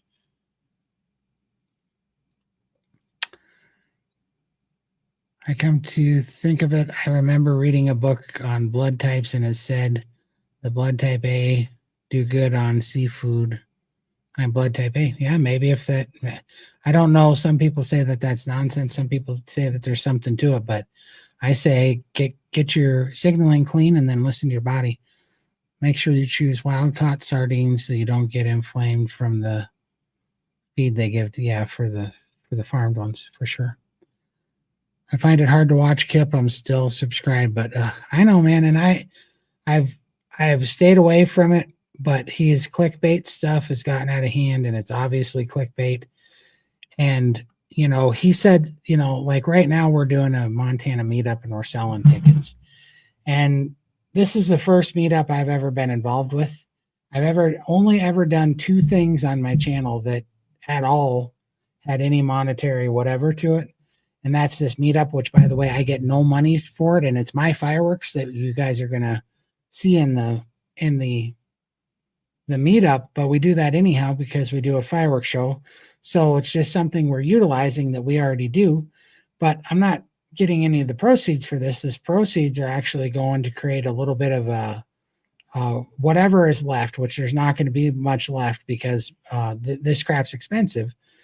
Just the venues are like $10,000 a day, and the food's going to be like a ridiculous amount of money, like $30,000 or something catered. I mean, the whole thing could cost $60,000, and that doesn't include flying in the big guests and the speakers and stuff and the Airbnbs and stuff. So there's no real money at all left because we try to keep it as cheap as possible and affordable as possible for everybody. But the fact of the matter is, renting these venues and getting the speakers here and all the things considered, there's a fair amount of cost involved in this, but we're happy to do it. But the reason why I'm bringing this up is because that and Lindy's GoFundMe for her skin surgery, which she got, which actually saved her life, are the only 2 things you've ever heard me even remotely try to sell here in the last 19 months of doing YouTube. And it's only because they're 2 things that I really believe in. Oh, and I didn't finish that sentence. The reason why we're doing this meetup is because we're trying to raise enough money. I don't even really want to put this out there, but because I don't want to make anybody embarrassed or anything, but it's because we're creating an SBG fund, because when we start, because like we're all going to speak at Hack Your Health, but some of the people are coming from a long ways away and they're having a hard time on the team affording it and some certain things.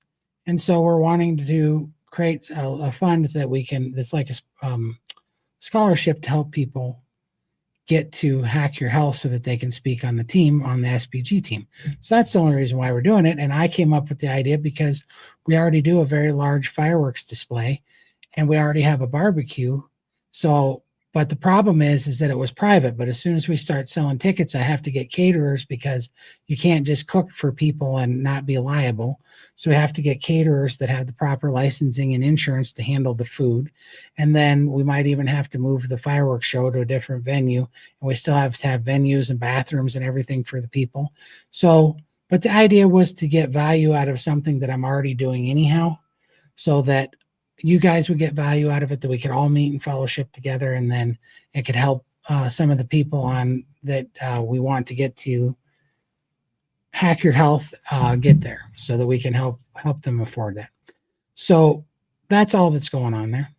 And certainly, anyways, the only reason why I'm bringing that up is because Kip brought up the other day that we're ruining Carnivore because we're all just salesmen now, because we're all selling some sort of meetup and whatever. And I've never done one. This is the first one that I've ever done. I've only given to all the other ones. And they are such a good thing because we need a grassroots movement. We need that too.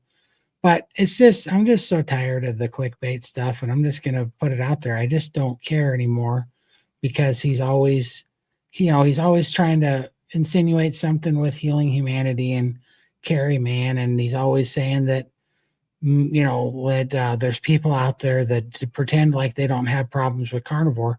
I don't have problems with carnivore because carnivore is so much less of a problem than dying that, yeah, it's not, carnivore's not a problem for me because I was dying and now I'm living. And so it's not a problem. I don't have a problem continuing to live, and it's a blessing to me, and it's something I'm grateful for because it is so much better to limit what I'm eating to beef. What I tell people is, imagine if you met somebody that was paralyzed and the doctor told them that they would never walk again and they were going to be in a wheelchair and that they were never going to, they're going to be a paraplegic, let's say, their whole life.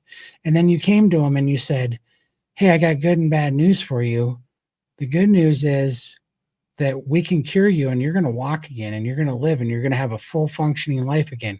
The bad news is that you have to eat ribeye for the rest of your life. I don't think any person that is in that situation that gets to walk again would think that that was bad news. They're like, wait a minute, I get to eat as much ribeye as I want and I have to stay away from pizza and stuff, but I get to walk again. I think everybody would make that trade. And I think anybody that had, stage 4 cancer, if you told them, hey, I got good news and bad news, I can guarantee you that you're going to live. And I'm not saying that I am, I'm just using this as an analogy. If you eat, but you got to eat these ribeyes, nobody would think that that was a bad deal, and that's just the difference. And so he really hasn't been sick enough to realize that this is really important because our health is so important.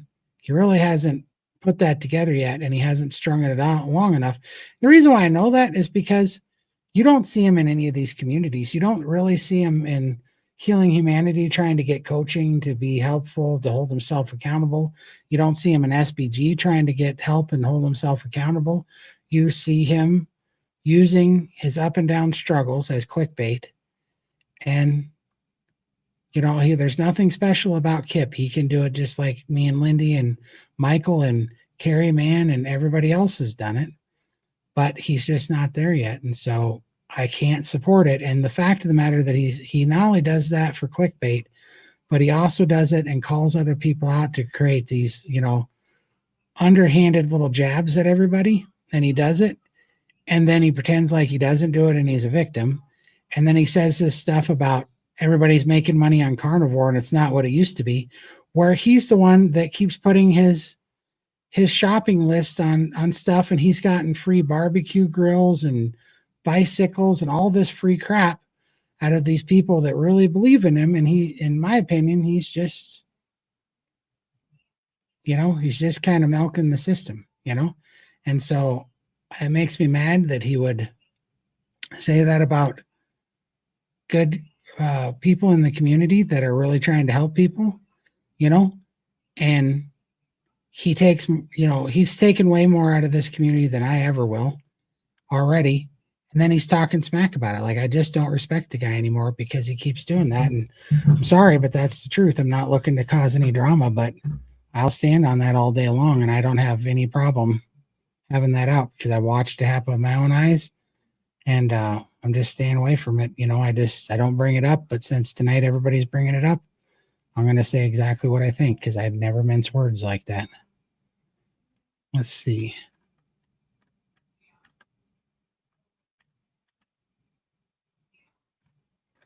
I lost my place. Whew.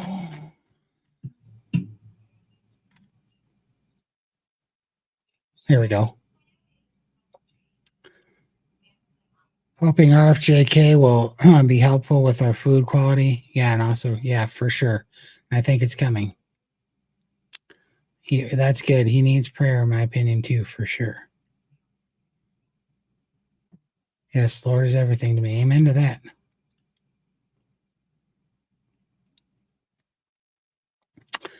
I cannot find a way to support your channel. I'm sure a lot of people would like to do that. Maybe that buy me a coffee option might be a good way. Yeah, and I might try to do that. I do have a like a little join me button, but I don't ever advertise it because I feel bad. It's $5 and my schedule is really busy, so I have a hard time putting up content, unique content for the members.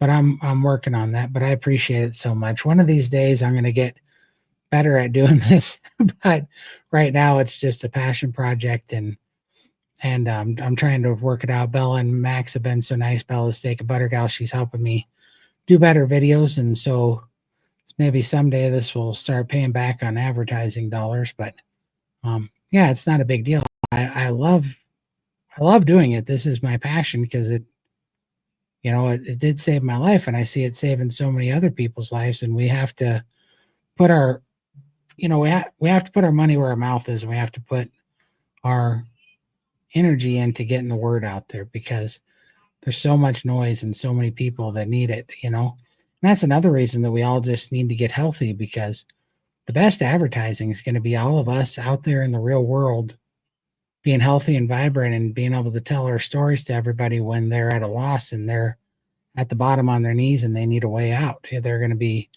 when the medical system keeps failing them, they're going to be looking for hope, and hope doesn't come with a medical guideline. Hope's going to come from people that have a vibrant and healthy life flowing out of them that they want to talk to and say, what are you doing and how did you get back from the brinks?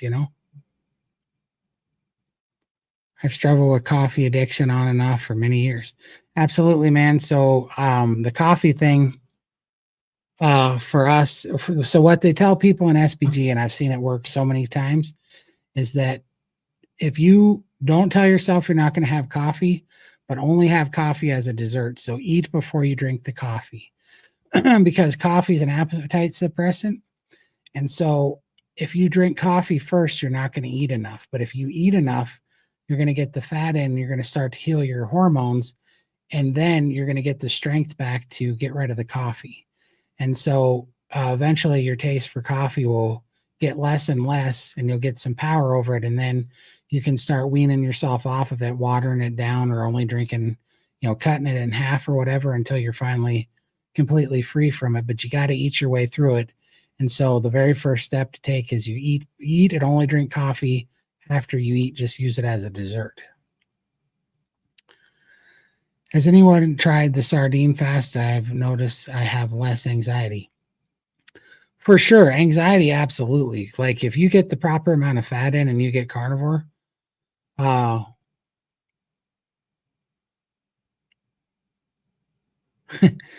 if you eat carnivore, the anxiety goes away. The anxiety and depression definitely went away for me. And, we're seeing that with so many people. So I can definitely see the sardine, the extra fat in the sardines will definitely help you with that. But so will just priming. If you get enough food in, I would have to say if the sardines are doing for you, it's because they're a 2-to-1 fat to protein ratio. So you're way under your fat, which also means you're probably under eating, Chris. And so I'd really recommend checking out SPG and doing a priming. Coffee makes me moody, gives me acid reflux. Definitely no biological need for this burnt bean water for sure, man. And so you'll definitely get there. I have no coffee still a lot for sure. Let's see. So Missy brings up a good point. Todd, you just said happy Thanksgiving. You got to eat dinner and rest your voice. Thank you, Alyssa. That's a fact. I am super punchy now because, I think I've been talking for about 10 or 11 hours straight here. So definitely it's been 2 hours. I was only going to go an hour. Well, you guys are just doing so good in the comments. All right. I'm going to do a speed round, get to the end, and then I'm going to bid you guys adieu. Oh my gosh. Lindy, what in the heck are you doing? You're amazing, Todd. Please click the like button. Thank you so much, Lindy. Lindy's over here sending super chats. Thank you, Lindy. Todd, hearing your testimony is so encouraging. Thank you for doing what you're doing. Thank you so much. Hey, Daniel. And Daniel's an awesome member of SPG. Definitely, you guys can go check out Daniel, and so is Lewis. And check these guys out. They're part of the SPG family. So good to see you guys. Thanks for sharing about the meetup. Makes sense. and I know this stuff is expensive. Yeah, man, I appreciate it so much. I don't ever want to, like, I'm never going to sell stuff on here and turn this thing into an infomercial. It's just about trying to make everything work for everybody and trying to use trying to find something that's sustainable within the community that helps everybody. And the prices are not, I know, I like, money and inflation's out of control right now. So I totally get it, but it was the absolute cheapest that we could get them. And that was what we're trying to do. And that's why we have to wait on the venue, because dude, I cannot rent a 300 person venue and get food for 300 people and a caterer for 300 people and only sell 150 tickets. Cause I mean, that'll be tens of thousands of dollars over budget. That'll be an absolute nightmare. So that's why we're waiting so long on that, but I appreciate it so much. And Todd, I agree with you. So thank you so much, Dawn. And we're going to do a speed round to the end. All right. All right. Well, I think I've gotten in enough trouble. I'm sure I'll be hearing about this on Kip's next clickbait video, but that's okay because, it is what it is. So you all have a great night. We love you all. Appreciate you. And we will see you in the SBG gang in next Friday's live stream. Or no, sorry, Bella's in Australia, so there is no live stream on Friday. So we will see you in SBG, and we will see you on Sunday's live stream. Love you all. Have a good night. We'll see you next time.